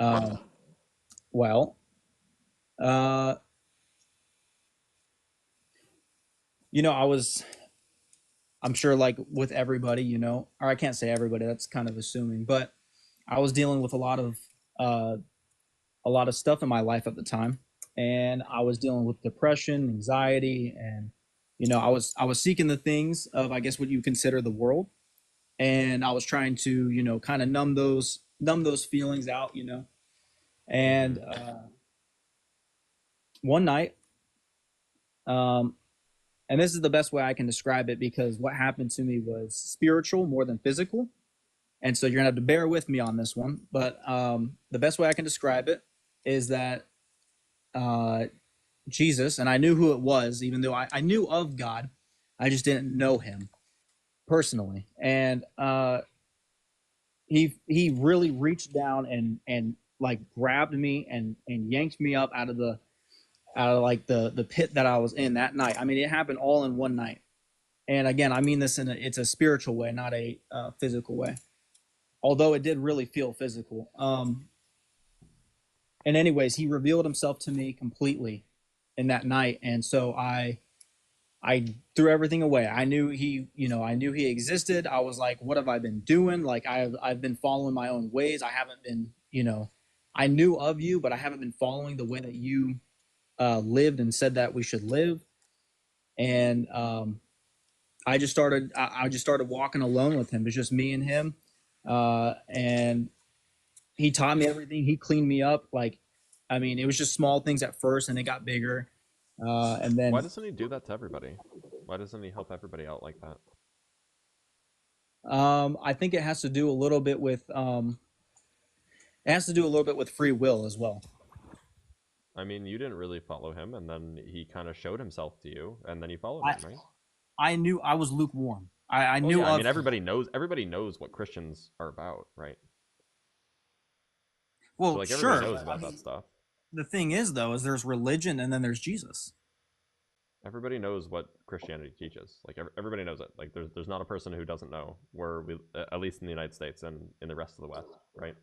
So, like, why doesn't he, give everybody the same experience that he gave you? He absolutely does. It's free for everybody. I mean, apparently not, because lots of people suffer from what you were suffering, and then they don't get what you got. I'm trying to tell you, he gives everybody free will. If it wasn't that way, then No, I'm asking why doesn't he give everybody the same experience that you had? He Why does, are but you sometimes special? Well, no, I mean he doesn't, right? Like not everybody has had a spiritual experience like that. No, correct, and that's the thing too. Even among Christians, though, people have been saved in different ways. Some seem more. Why does he choose? Why does he pick and choose who gets the spiritual experiences then? Everybody gets equal spiritual experience. I've never had a spiritual experience. Have you ever? But that's the thing, though. Has your heart ever been like? Has it ever Have been? I ever been depressed? Sure. Have I ever been down? Yeah, like just like you. No, absolutely. That's the same position you were. Why didn't I get the spiritual experience? Did you know of Jesus? Yeah, I knew of Jesus. I was raised in America, of course. Well, I mean, that's kind of a bold statement to say because you were born in America that automatically you would assume If that you were raised in America, then every single person raised in America knows the Jesus business. I mean, every sure. single person. Here's the thing. I believe that everybody gets the equal experience, especially from the testimonies it seems empirically not true, right? I didn't get the experience. Well, no, here's why I say that it is because God sends people into your life. He gives you people that Is that what he did for you? Or did he just like kind of give you like make you feel him? No, absolutely. I've had many. That wasn't part of your story. I didn't tell you anything about my past or my past experience. I was asking about the spiritual experience, not like the people being sent into your life. Well, if you could let me finish my thought, that's what I'm trying to add on to here. What I'm saying is that everybody is granted that release from the world, like things that are holding you down, that are binding you. For example, depression, anxiety. And the spiritual thing is because I accepted him in that moment. There's other times in my life where he's revealed himself to me, whether it be small, whether it be a big scenario, like a person actually talking to me, or maybe it was a invite to church or whatever it may be. And I've denied it. I've been like, no, I'm too busy. Are you saying that I have to believe first in order to get the spiritual experience? No, that's not what I'm saying. I'm saying that you have to be, again, you have free will. So you have to be willing to accept him. When you have to be ready to accept him. I mean, what does it mean to be ready to accept him other than to believe in him? It literally means like you are done living your own life for your, like, basically treating yourself. It seems like you're just saying that like you have to believe in him first to get the spiritual experience. No. I'm saying you have to die to yourself. You have to be, means you have to be willing to give up the things that being your own God, basically. You have to get rid of I don't know what that means. Okay, but I'm saying everybody before God is their own God because you're working off of your own. What does that mean? Absolutely. You do everything your way. You don't have any everybody chooses their own path. Like you can go out and party, you can go out and you can do anything you want. You have free will. That's why I'm saying that you are your own God in that sense, because you're not that you're worshiping yourself or anything like that. I mean, there are people that do. I'm saying it as in you're using your free will to do whatever you want, to live your life how you want. Maybe I'll just ask more directly. Why is it that when you were down, you got a spiritual experience, and when I was down, I didn't? What was the difference between us? He presented himself to me, and instead of why didn't he present himself to me? Wait. When he presented himself to me, I didn't deny him that time. I was like, okay, but I know you're presented himself to me. He's never even given me the chance to deny him. Have you ever tried though? He's never presented himself for me to try to not deny him. There's been no opportunity.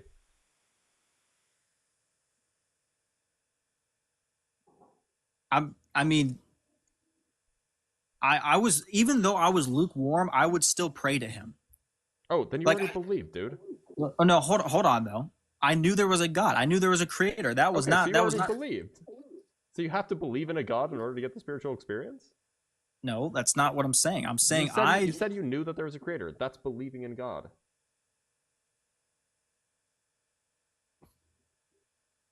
In a sense, yeah. I guess in a sense I would so be. So God only reveals himself to people who already believe in God. No, that's not what I'm saying. Nope, definitely not saying. That's not what I'm saying. Just based off of my circumstance and my own testimony, I happened to have been, I had happened to already have known of him. I just didn't know him. I wasn't following the way he why lived. didn't he reveal himself to me? I'm not God. I can't answer that like question. He's picking and choosing who he wants a relationship with. No, definitely not. He gives everybody equal chance, equal. Apparently not. There are people who die without ever having a spiritual experience. Yeah. Well, the only thing I can say is that it might have been small, might have been big.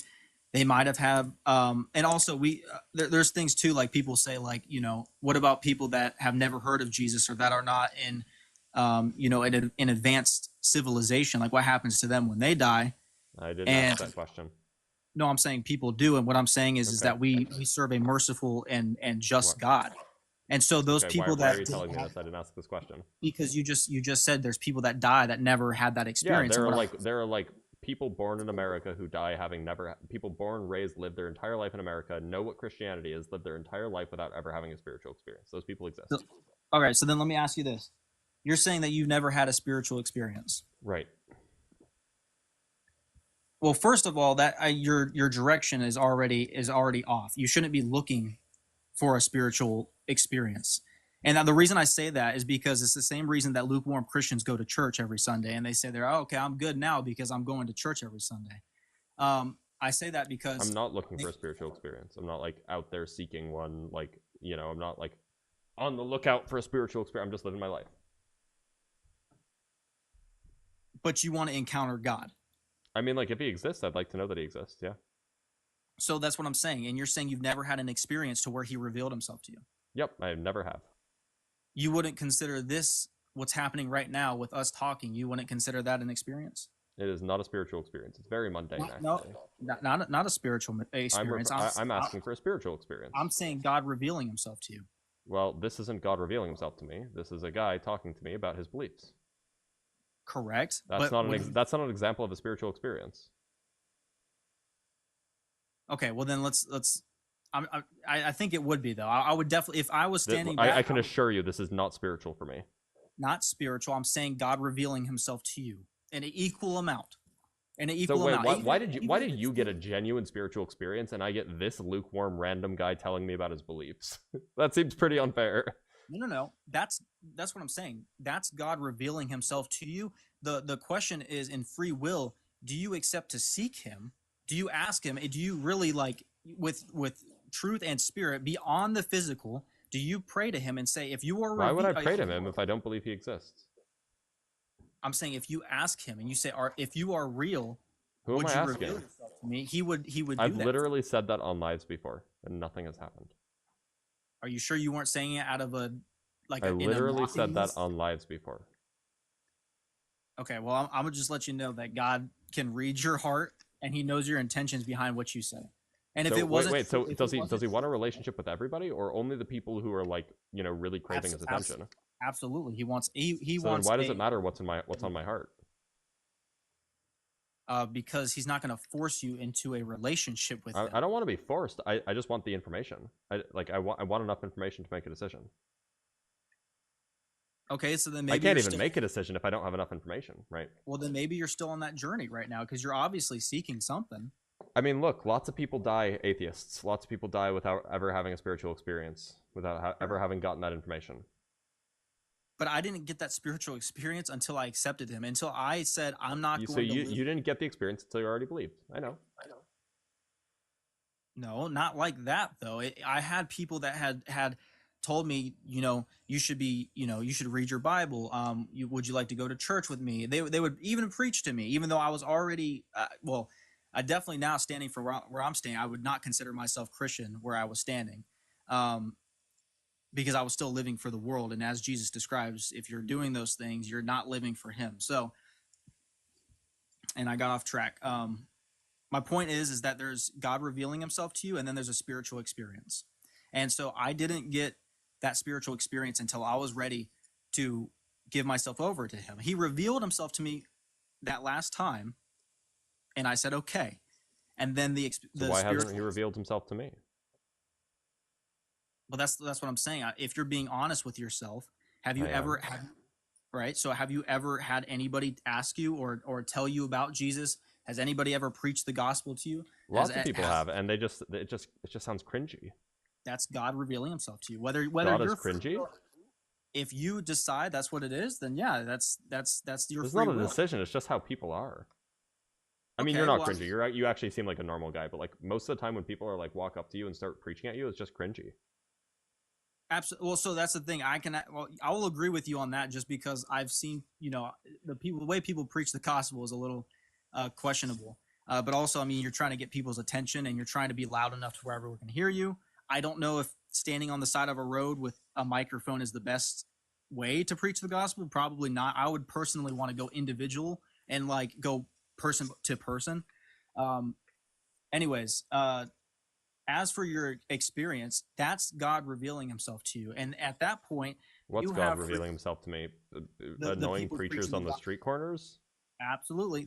Even that. Wait, why is God choosing the worst way possible to reveal himself to me? The least convincing way possible. He's not basing it off of what's convincing to you, and that has to do with doesn't he want to convince me that he's real? Absolutely, he does. And if then why is he choosing unconvincing ways to do it? Like, so Michael, if I was trying to convince you that I won the lottery, would I like pull up my phone and show you my bank account, or would I like, take you out to dinner and then leave before the check came?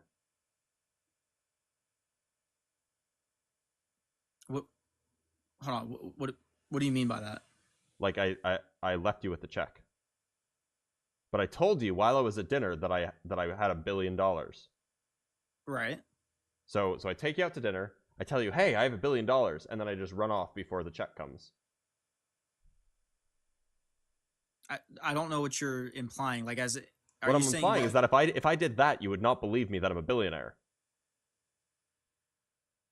If I showed you my phone that had the money on it, on like the bank account, that would show you I'm a billionaire. So why is he running off after telling me he has $1 billion? Why is he running off before the check comes instead of just showing me the bank account? Yeah, I would more associate that with him being rude more than me instantly going to the fact that he might not. Okay, let's change the analogy. Let's tell you then it's less rude. I get where I get where you're going. Which would be more convincing, if I just tell you that I won the lottery, or if I show you the bank account on my phone?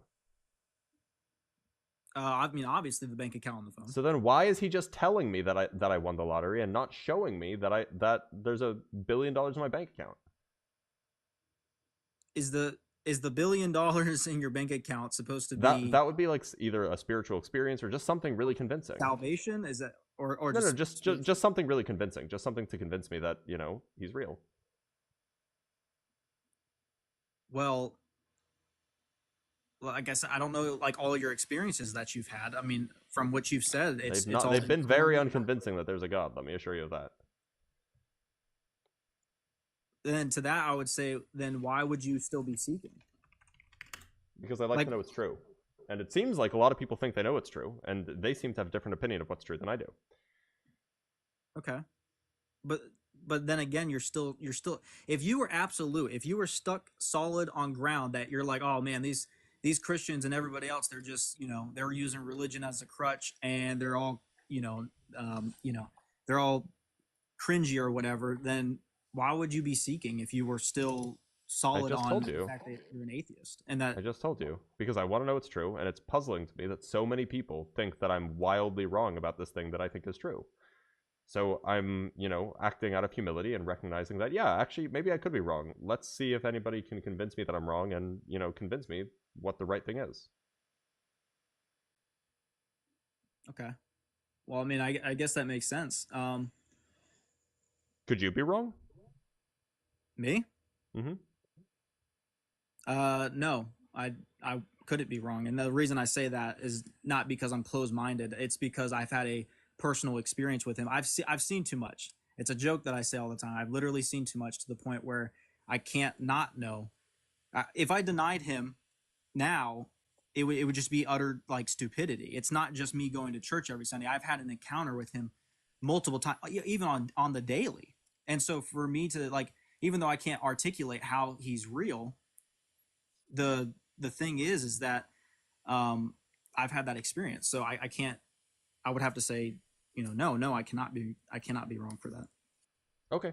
Well, I think that is probably a good place to stop. So thanks for being here, Michael. I appreciate you. Absolutely, dude. Man, stay blessed and keep seeking. I hope God reveals himself to you, man. Take care.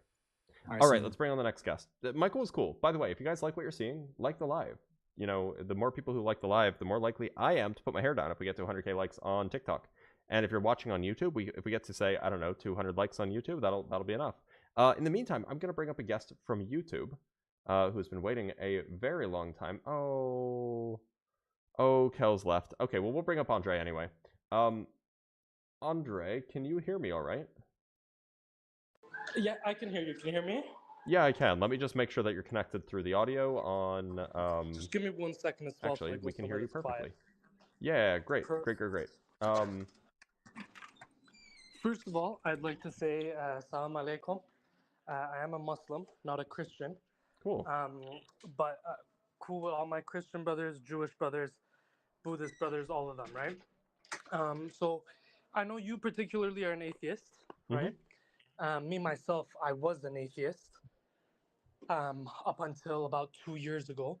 And background-wise, my family, we are Muslims, right? Okay. Now, one thing we have in Islam is sometimes, it's not the mind that's closed, it's the heart that's closed. And I saw that if your heart, by the way, if your heart is closed, you're having a heart attack, and you should probably, go to the hospital. No, I get what you mean. Yeah, no, it's more like a figure of speech, right? It's more about that for example, you were asking, why doesn't God show me that He's real then, right? And the reason why I'm just asking for because you're not. I'm just asking for evidence. No, and I get that, right? And at least in Islam, the answer you would get for that is because you're not willing to let Him show you, right? Because you're in such denial about it. But I'm sitting here being willing. Show you about it. I'm sitting here being willing. Fair. That's fair, but I also feel like you're being willing from an argumentative state of point, right? What else does He want from me? You know what it is? One of my other friends, for example, he was just like you, right? And in the past year and a half, he's become a Muslim as well. He was one of those people who's like, did not believe in God or any of that, despised it, in fact, right?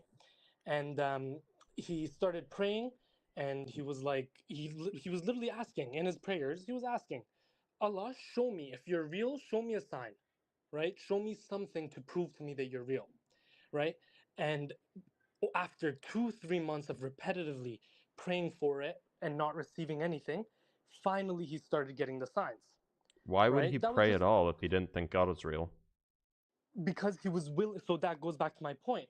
He was willing to open his heart to see, right? He was like, I don't believe in you, but if this is the way for me to find out, I'm going to try it out. Yeah, sure. I've definitely done the whole prayer thing. You see what I mean there? I have. And also, for example, another point, right? I haven't read the Bible much. Sure. But, for example, in the Quran, there's many points where it's pretty much predicting the future, right? Like and what? These books are, for example, one example where I was just talking about very recently, right? It was talking about how the Bedouin Arab will be competing in building the tallest buildings in the world. And the time when this was recited, the Bedouin Arabs were some of the most poor people in that region and in the world at that time, right? And now if you look, you see that Dubai has the Burj Khalifa. Bedouins are still nomadic people. Correct. You're completely yes. So yes, they're not. correct. So they're Bedouins are not running Dubai. Right, but the Bedouin Arabs specifically are the same people who now have Saudi Arabia. They have United Arab Emirates. Well, no, I don't Dubai think that is a they're city of. Bedouins. But they would be Bedouin Arabs. I don't think so. Bedouins are a particular ethnicity, right? Right, but the ethnicity of the United Arab Emirates and Saudi Arabia, these people were the Bedouin Arabs of the time. Do you have evidence of that? And of that do you have evidence? Hold on. specifically- Do you have evidence that supports that position? On me directly, no, I don't. But I know. Is there for a anywhere I fact, can read right, about that? I'm sure if you search it up, it'll probably come up because I'm on my phone. Oh, okay. I'll be honest with you. Let me do that then. How about that? No, please be my guest. Okay, But so while you're doing that, just were just finish it off. was the House of Saudi Bedouin? Bedouin Arab specifically, United Arab Emirates also, because for example, United Arab Emirates, I'm sure, because the United Arab Emirates, the 7 Emirates, were all Bedouin Arabs, which came together and made the United Arab Emirates. That one I'm sure of. Okay, so I should look up the United Arab Emirates instead.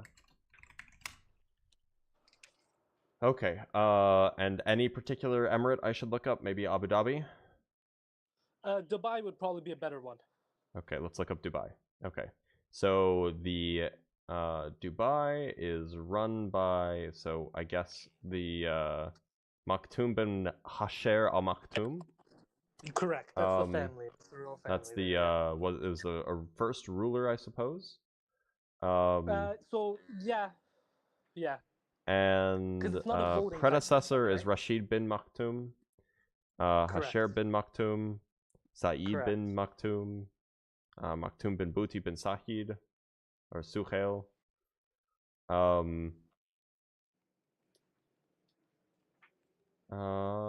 Sorry, I'm just looking for. I'm just gonna keep clicking predecessor until I get to. Okay, this is the earliest that I could find. Obaid bin Said bin Rashid was the first ruler of Dubai. Jointly leading a migration of the tribe from Abu Dhabi alongside Maktoum bin Buti bin Sohail. So the House of Al-Falasa is both a name. Okay, so this is this is the House of Al-Falasi. I think before this though, one thing, right, because I was just went on my phone to start searching as well, it's very important that we know what the definition of Bedouin is. It's an ethnic group. The definition of Bedouin. It's correct, but it's an Arab-speaking desert nomad in the Middle East, of the Middle East region. Well, that's a description, but it's an ethnic group, right? Correct. It is ethnic. So like it's not just like any nomadic Arab in the Middle East, right? It's like an ethnic group. No, not specifically every Arab, right? No, you're completely right. But of that time, they would be considered Bedouin Arabs. Because if they weren't considered Bedouin Arabs, do they share the same ethnicity as the Bedouins that still exist? That's the question, right? Is there somewhere where I can see that? Because I'm not seeing that anywhere. On my phone. But again, okay, so let's. But actually, you know what? It's not even real. It's not even really relevant. Okay, let's say that it gets that right. Okay, why does that mean God's real? So I'll tell you. Again, that was just one instance where the Quran predicted the future, for example, right? Now, there's many other instances of that. And at what point do you classify? What do you call it? At what point do you classify it as luck that it keeps predicting the future, and when do you classify it as a higher source that so keeps giving if there were information about the future? If there were things that have not happened that it said will happen, would you take that as evidence that God doesn't exist? That's a very, very good point, right? But then we go to the point of, let's say they predicted the future 100 times. 51 of these came true. 49 haven't come true. Or even let's not say 51 because that's unfair. Let's be realistic. Let's say 20 of them have come true and 80 haven't come true, right? Even 20 of them coming true out of 100 for me is already like, whoa. You know, I mean, not if you're a Muslim. If you're a Muslim, it says every single word has to be true, right? I like how you said that because we don't like contradictions and stuff, right? Is that where you're coming from? Doesn't it say if you find even one reason not to believe this book, then you should throw it all away? Isn't that in the book? Yeah, I'm not sure. I'll be honest. I don't have the Quran memorized. I'm just going to be straight up, right? If it says that, I'll take your word for it. If you want to search it up, go ahead. Yeah, I can find the verse for you. No, I appreciate that. Thank you. Is it... I can never find this. This one's so hard to find. But it is in there, and I've definitely read it before. Somebody in the comments will point it out. Is it 94 verse 104? It should say it in surahs. If you can I know. I'm looking at surahs.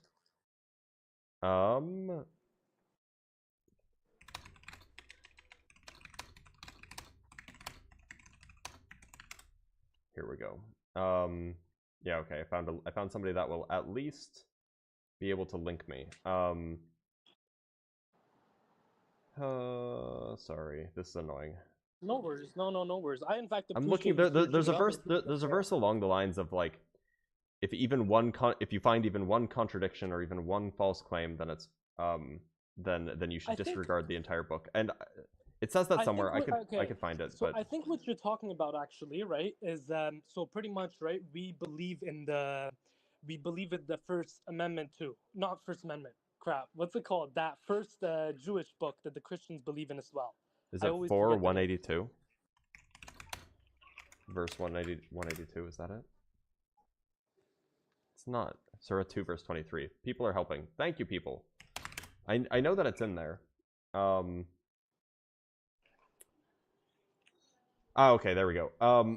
And if you are in doubt about what we have revealed to our servant, then produce a surah like it and call your helpers other than Allah if what you say is true. Sorry, can you repeat that? And if you are in doubt about what we have revealed to our servant, then produce a surah like it and call your helpers other than Allah if what you say is true. So pretty much so. Okay, so what that's saying is if you doubt the words that we are saying, right, the book that has Then revealed, produce right, it. the words Yeah. of Muhammad, produce a surah like it, and someone like me who produces the same surahs and facts that does it better than me. Do they not then reflect, this is 482, do they not then reflect on the Quran? Had it been from anyone other than Allah, they would have certainly found in it many inconsistencies. It's another good example of the kind of, like, Muslims generally say that if there's even one false statement in the Quran, then, you know, you can throw the whole thing away. Yeah, because we say that because all our Qurans are the same, right? And we see, for example, and again, I like, again, Christians, the ones that believe in the one God and not the three gods, not the Trinity, they're all on the same side as us, right? But like, pretty much the reason they say that is because we believe in the Old Testament. That's the book. We believe in the Old Testament, right? We think that book is completely right because there's no contradictions in it. But pretty much everything that comes after, we don't believe in them that much, right? So that verse you're speaking about specifically is talking about how if the verses of the books before Quran don't match the Quran, you can disregard it completely as false. I don't know if that came out right. I mean, so Surah 4, verse 82 says, "Do they not then reflect on the Quran? Had it been from anyone other than Allah, they would have certainly found in it many inconsistencies." Which makes the claim, which seems to be saying that if there are inconsistencies in a book, then it's not from God. Yeah, There's that's false fair. statements, right? Right. No, that's fair. I see where you're coming So from. if there are there, but now what's the prophecies that question don't about? come true, wouldn't that fall into that category? But a prophecy at the same time can come true tomorrow. Doesn't have to have come true already, right? I mean, I Because a suppose, prophecy, but then, it can have a future date. So, but then it's not a very important, like if the prophecy isn't specific, then it's not a very important prophecy. Fair. That's completely fair. Now, let me ask you another question, right? Completely unrelated to the Quran or the Torah or Bible or anything like that, right? This is actually what made me really open up to God, right? Again, used to be a super non-believer, right? My only question is this, right? And I ask this from everybody, and the day I get an answer about it is the day I will, in fact, stop believing in God and the Quran and everything, right? So let's say I believe in the what's it called, that Darwin's law and all that, the Big Bang, all that. I've read all about it. Like I'm very good at science. Sure. My dad's By a the way, hold scientist, on. so I'm just maybe do checking that. something. By the way, Go ahead. the Bedouin thing is not in the Quran. It's hadith. It might be a surah sahih. Yeah, you might be right. It And might be a and hadith. it's referring to barefoot, naked, destitute shepherds competing and constructing tall buildings. The people who built like the Burj Khalifa are not barefoot, naked, destitute, or shepherds. Fair. You know what? Fair. I'm not too sure. I have to do my research on that to be able to respond to you. My friend would have been able to give a way better response, but I'll take your word for it, right? Because I want to move on to my next point. Okay, that's fine. If you're okay with that. If Yeah, you're that's okay fine. with that. I'll even give you the win on that. No problem. Because I'm not too informed, right? But so my one and only question that nobody can give me an answer, right? Again, I've read about Darwin's law, Big Bang, all this, evolution, everything. I know it like the back of my hand, right? Mm-hmm. Now, we're saying the Big Bang happened, and that's where the universe was created, Earth was created, everything was created. I mean, right? I'm not convinced that that's when the universe was created. Okay, fair. What do you think happened with the Big Bang? If it wasn't the universe being created. I'm generally pretty agnostic about it. Like, maybe that was the beginning of the universe. Maybe it wasn't. Maybe the Okay. universe has always existed. Maybe it had a beginning. I just don't know. I don't think that anybody Okay, really knows. fair. So then it doesn't actually affect the question I'm about to ask, right? Okay. So let's say it was the Big Bang or it wasn't the Big Bang, whatever. Those first two atoms in the world, or that first atom that exploded, where did that come from? I thought you said that you knew the Big Bang. Yeah. Pretty much, it's the two The Big Bang atoms, has they nothing to do collided, with an atom exploding. So let's say, I'm saying, what do you classify the Big Bang as? It's the rapid expansion of the universe from a small, dense state. In fact, Yeah, there was from a two song, I atoms believe. specifically. Some epic poets of a yesteryear who explained it. Let me read you a poem. Sure. Of what? Yeah. So here is the epic poetry. Thank you, Bugaboo. The epic poetry of the nude females, right? Our whole universe was in a hot, dense state. Then nearly 14 billion years ago, expansion started. Wait. The Earth began to cool.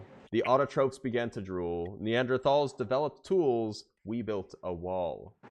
We built the pyramids. Okay. Math, science, Right. history, unraveling the mysteries. It all started with a Big Bang. Anyway, yeah, so that's how it happened.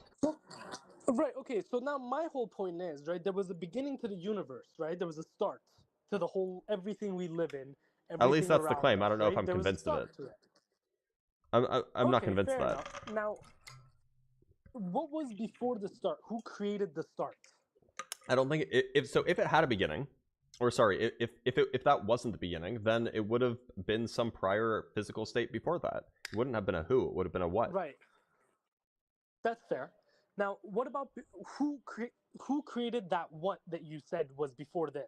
I don't think it was Who a who. created that I what? think it was just a chain. Like, in the event that the universe didn't have a beginning, like for example, where the Big Bang wasn't the beginning, but just a particular event in an eternal universe, then there was no who that created what. It was just a chain of whats. Okay, so now, how far can we say there was a chain of whats? How far can this Forever. go back? It would until be we say- forever. Okay, but there should be a beginning point. There's nothing Why? forever. There's actually like. Hold on, you because- believe God is forever, don't you? Yes, So why couldn't the universe be forever? because my point is, right, this universe that you're saying, right, it had to have a beginning. We can't say Why? it's forever because even. But why? Because if you see, for example, I don't know, not the solar system, but the entire universe, right? It's Mhm. expanding. Yep. So there was a beginning. There was a starting point too. There was a starting point of the expansion. I agree. That was around 14 billion years ago. Correct. Right. But so that wasn't no the one can beginning of the actually- universe. That was just the beginning of the expansion. Okay, fair, but the expansion is again that's because of the Big Bang, though. The Big Bang, the Big Bang is what we call the beginning. The What we reason why call the it's Big Bang is expanding. just the beginning of the expansion. No, the Big Bang is the start of the universe. That's the At least from claim. my I'm not understanding. Maybe convinced that that's.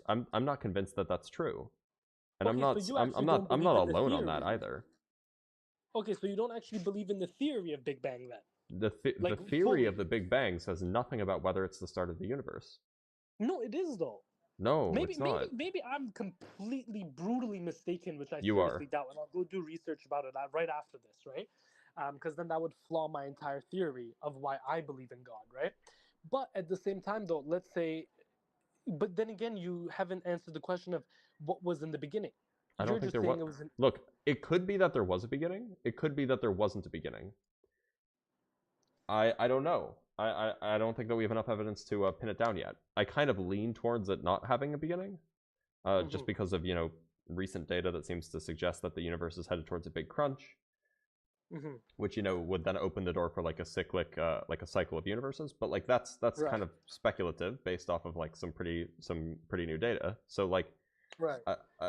but like if you can't rule out the universe not having a beginning, why should I believe that? Why should I believe No, that it that's did have fair. a beginning? No, I get it. I get it. So yeah, that's fair. Honestly, that's your opinion on that. But I will say one thing. My phone's at 9%, so I don't want to just end the call. That's fair. and That's fair. disappear. But I do want to say a couple points. First, I'd never joined these calls, right? So I really No, you're this good. is the You did first great. time I ever joined, and You did yours was great. so interesting where I just had to get in there, you know. And I appreciate you being completely Sure. fair about it. And you do seem like a very, very genuine guy. I heard like last conversation, you were talking about that spiritual experience with the other guy, right? Mm-hmm. And me personally, I've had multiple spiritual experiences, right? And not something where it's like I've seen Jesus, sallallahu alaihi wasallam, peace be upon him, come down. No, nothing like that.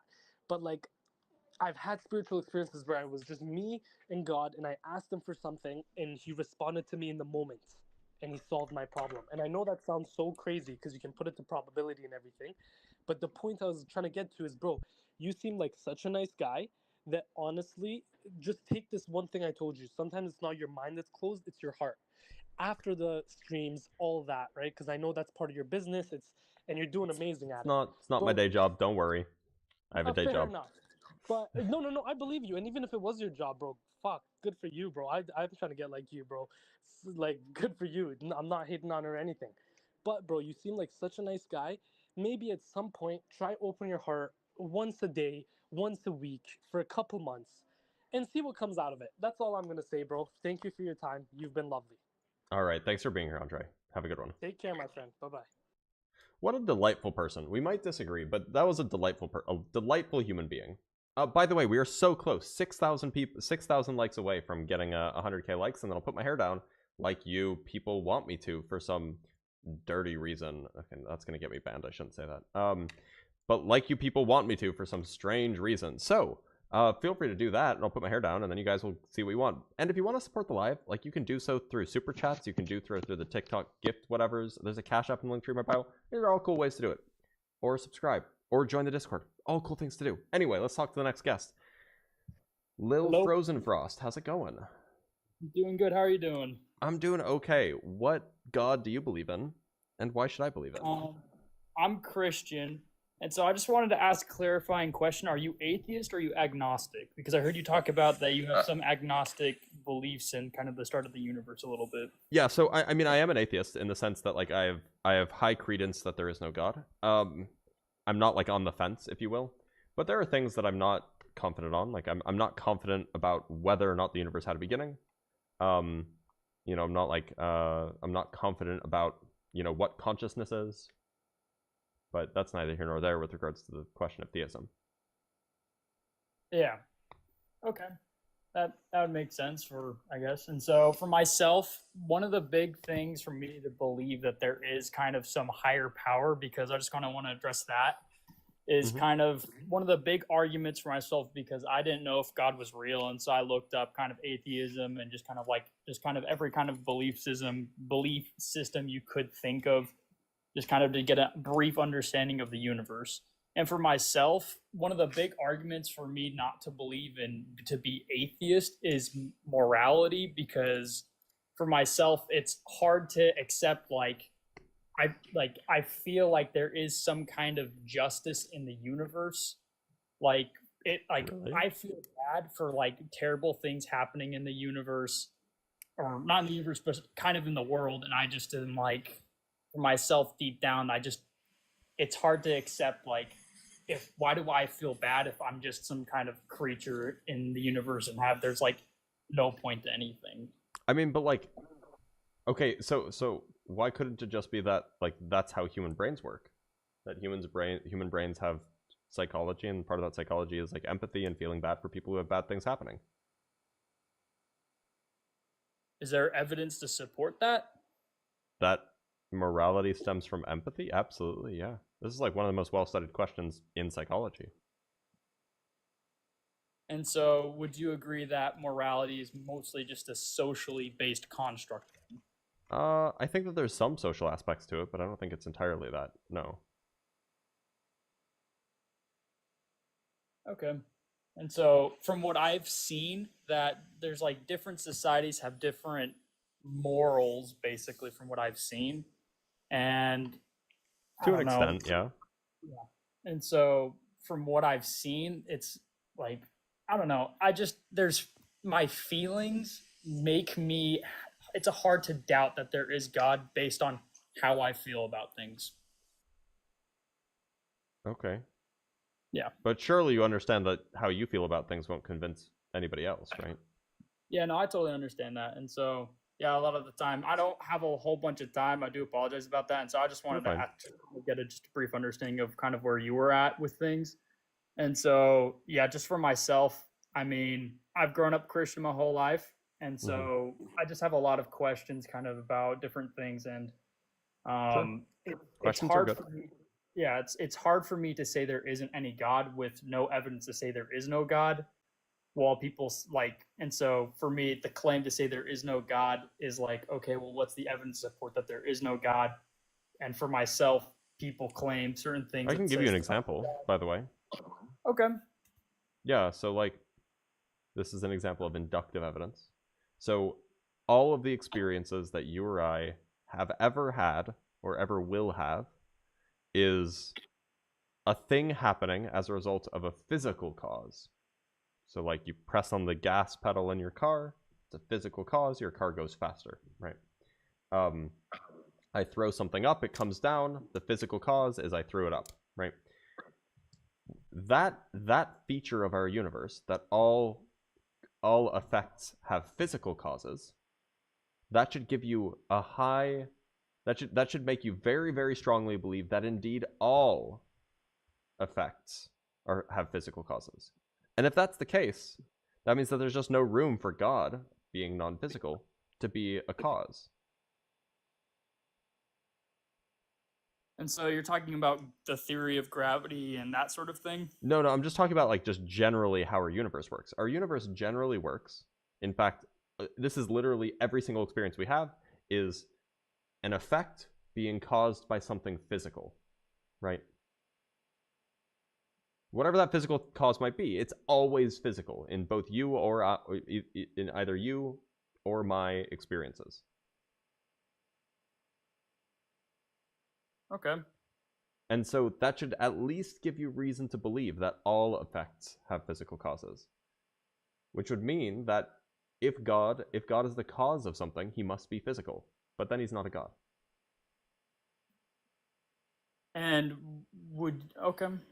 And so, okay. That's a type of evidence. It would be inductive evidence. Yeah. I mean, yeah. I mean, you can throw something up, but that leads to the argument about everything being a theory, that there's enough evidence to say that the thing exists, but it's not to say that it is real. You know what I mean? Like we only ever reason with evidence. Like that's And so that's the best we can do. Yeah. And so we have a certain amount of evidence to point to one thing, but it's not 100% certainty. But I don't think that there's 100% certainty about anything. Except perhaps like mathematical deduction. That's fair. And so, yeah, no, I mean, yeah. And so for myself, I'd say the only way to, I guess, truly find God is through faith. And so it's talked about a lot in the scriptures. Like, have you read the Bible at all? Parts of it. Okay. And so, I mean, the Bible talks a lot about faith. And so we really have to show our faith in God in order to find out whether he's real or not. And I've heard you say, a good argument I've heard against it was basically like, well, if you surround yourself with enough of one thing, then you're eventually going to believe in that. And it's like, well, that could be true, but yet again, there are experiences that are just, it's so hard to basically kind of say that this is just kind of a natural thing that's happening. Like, this is something that's more spiritual. Yeah, I mean, like, I can understand having that experience, but I haven't had that experience. And so, I mean, do you want to know if there's a God? If God is real, I absolutely want to know it. Okay. And so, what are you doing in your free time without talking to people online? Like, what are you doing to, I guess, find God? This is how I spend a big chunk of my free time. Oh, okay. That's cool. So, I mean, for myself, I believe in God. I mean, I don't know if there's, yeah, and so I do apologize that I don't have any better arguments to okay. show you that God is real, but I mean, for myself, from what I've experienced, God's real, and so, I mean, that's all I can really say is just read and study the different theologies in the world and just kind of see what they believe, and then kind of follow suit in what they kind of proclaim to see for them to help you find God. Sure. Okay. Well, Lil Frozen, I'm going to let you go, but thanks for being here. Of course. You have a great day.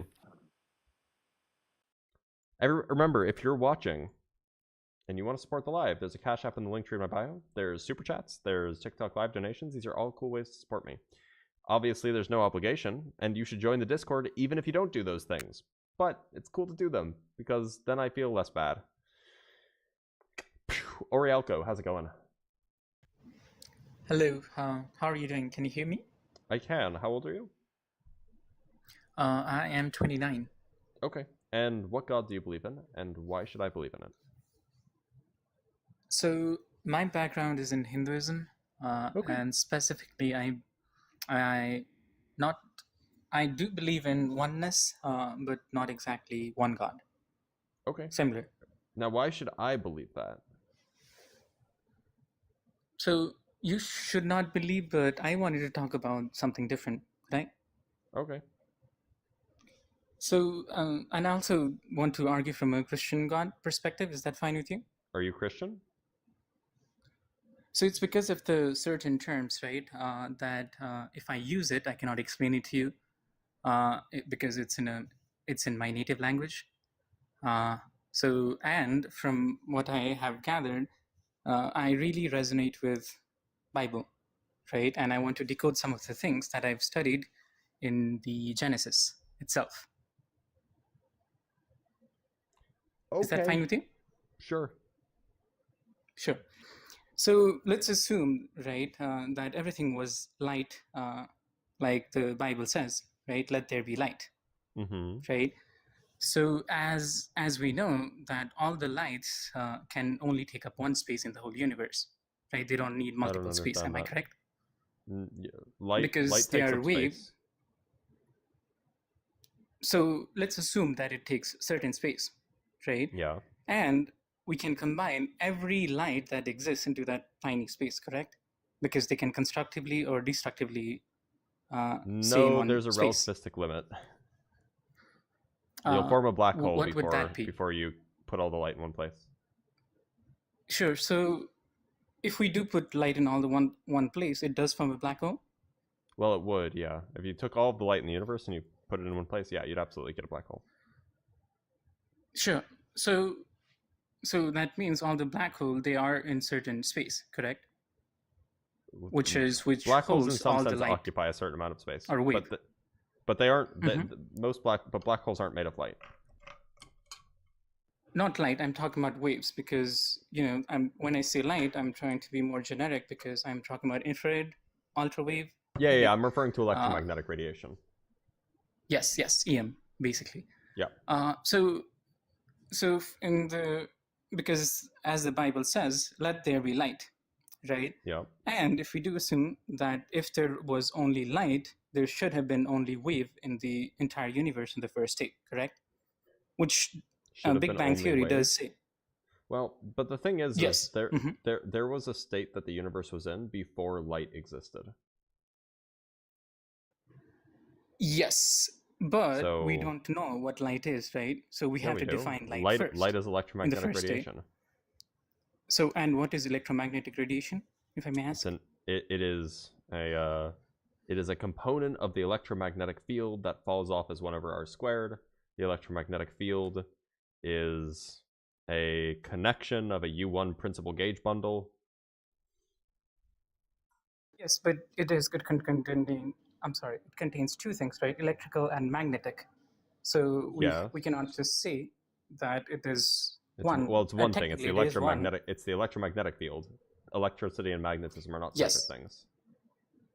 Mhm.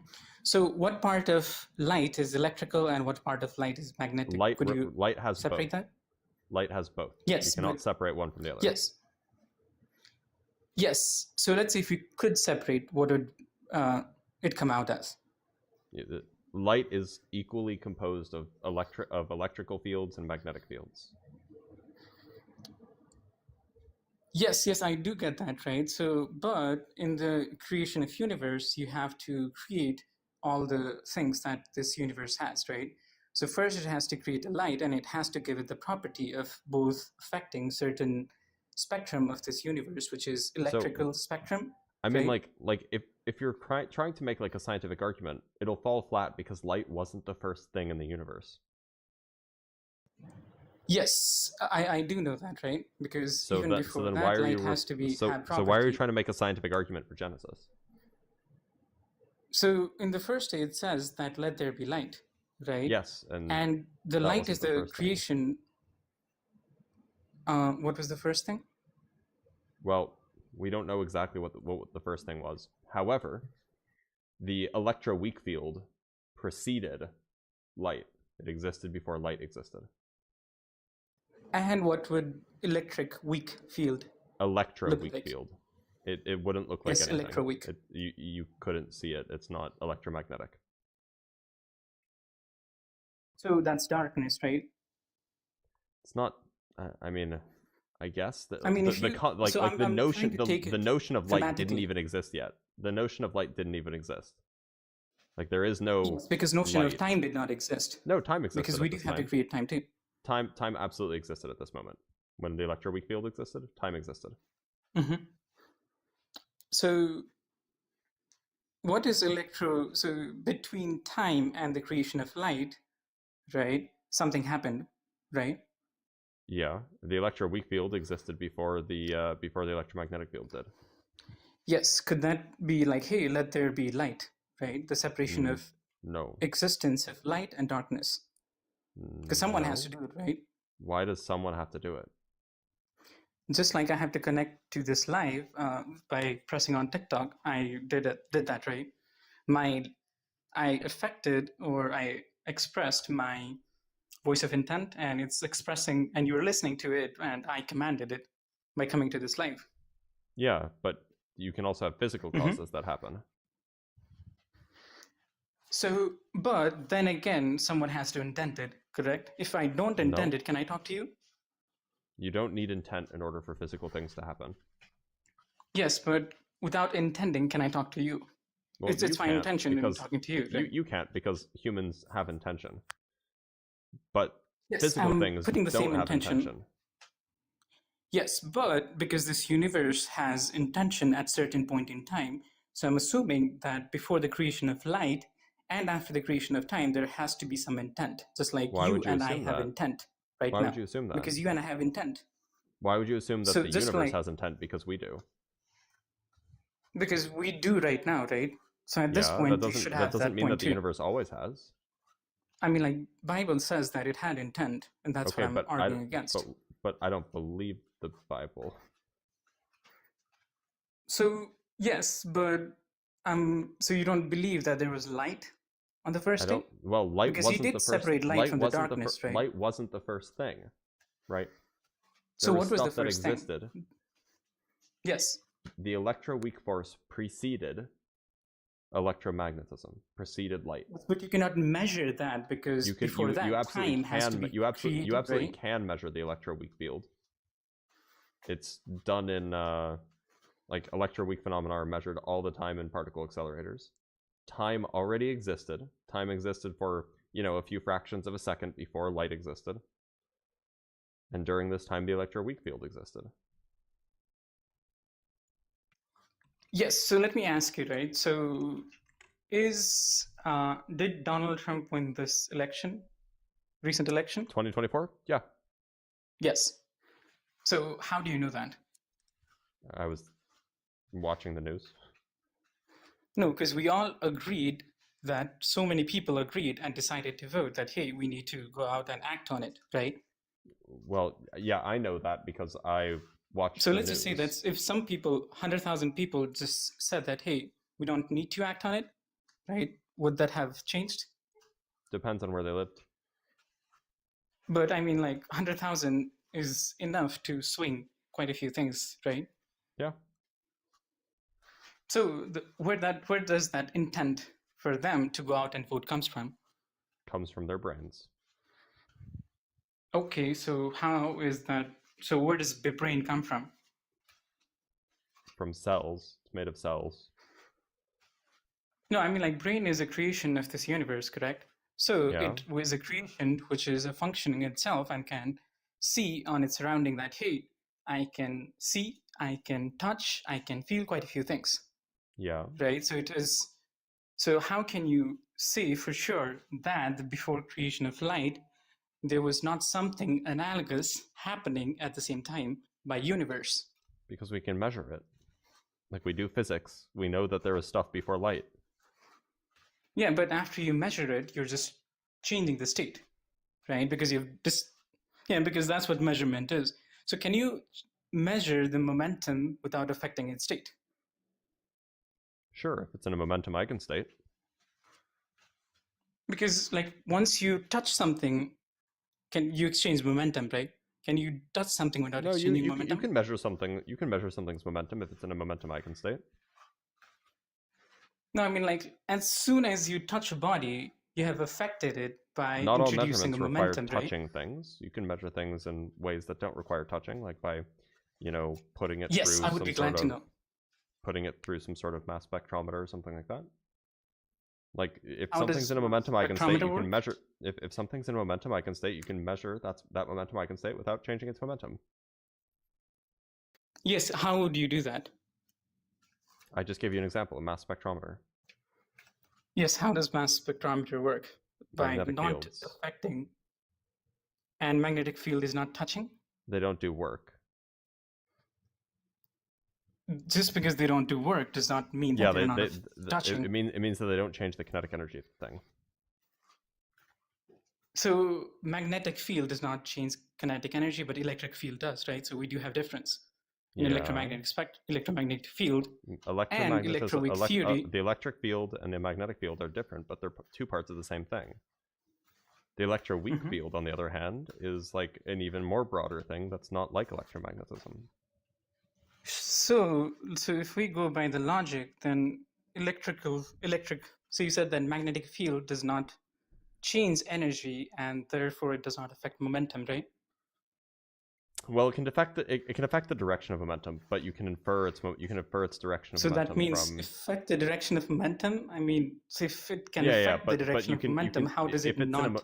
If it's in a momentum eigenstate, for example, you can put something, you can affect its momentum in a way that it cycles back to where it started. For example, this is what particle you're basically colliders do, saying by that the if way. I oscillate and sling it back, of course it's going to oscillate it back to its original place because it's just a swing. Everything is just swinging. But Yeah, what I'm stating is that you can calculate its past, right, but not its present state, because you could affected calculate- it and you're you trying could to say. calculate its present state. Like this is like basic quantum mechanics. What does this have to do with God? So, because what I'm saying is that on the first day there had to be light, right? And for second day to happen, he had to create momentum, and like you said, Momentum right, existed before light did. momentum existed before light did. Yes, now I'm figuring out, right? Because you said electric field already affects the momentum, right? Okay, Not the momentum magnetic existed before field. electric or magnetic fields existed. So what is momentum exactly then? Momentum is a quantity that's conserved under spatial a quantity that's conserved and is associated with spatial translation symmetries. So even light can have momentum with each other. So let's say light does have momentum, yes. So just a wave itself, not. Yes, waves can have momentum. So if they can even strike each other. Yes, waves can pass through each other. Waves can amplify each other. Waves have momentum. So what I'm trying to get into is that if they meet each other, they occupy the same space. They cannot differentiate like, hey, I was this, I was that, right? Because they all take the same space. Can they take different space and say like, oh, I can see you? Because a light should not be able to see another light. Light can interact without with another itself. light. Yes, it can. There's something Yes, called but the when they Schwinger interact, effect. There's something called the Schwinger effect. If you basically take two super strong light beams or light waves, and you make them overlap with each other, they can produce matter. yes, and so if they produce, so what matter do they produce? Typically electrons and positrons.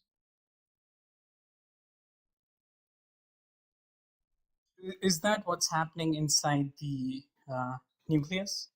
No.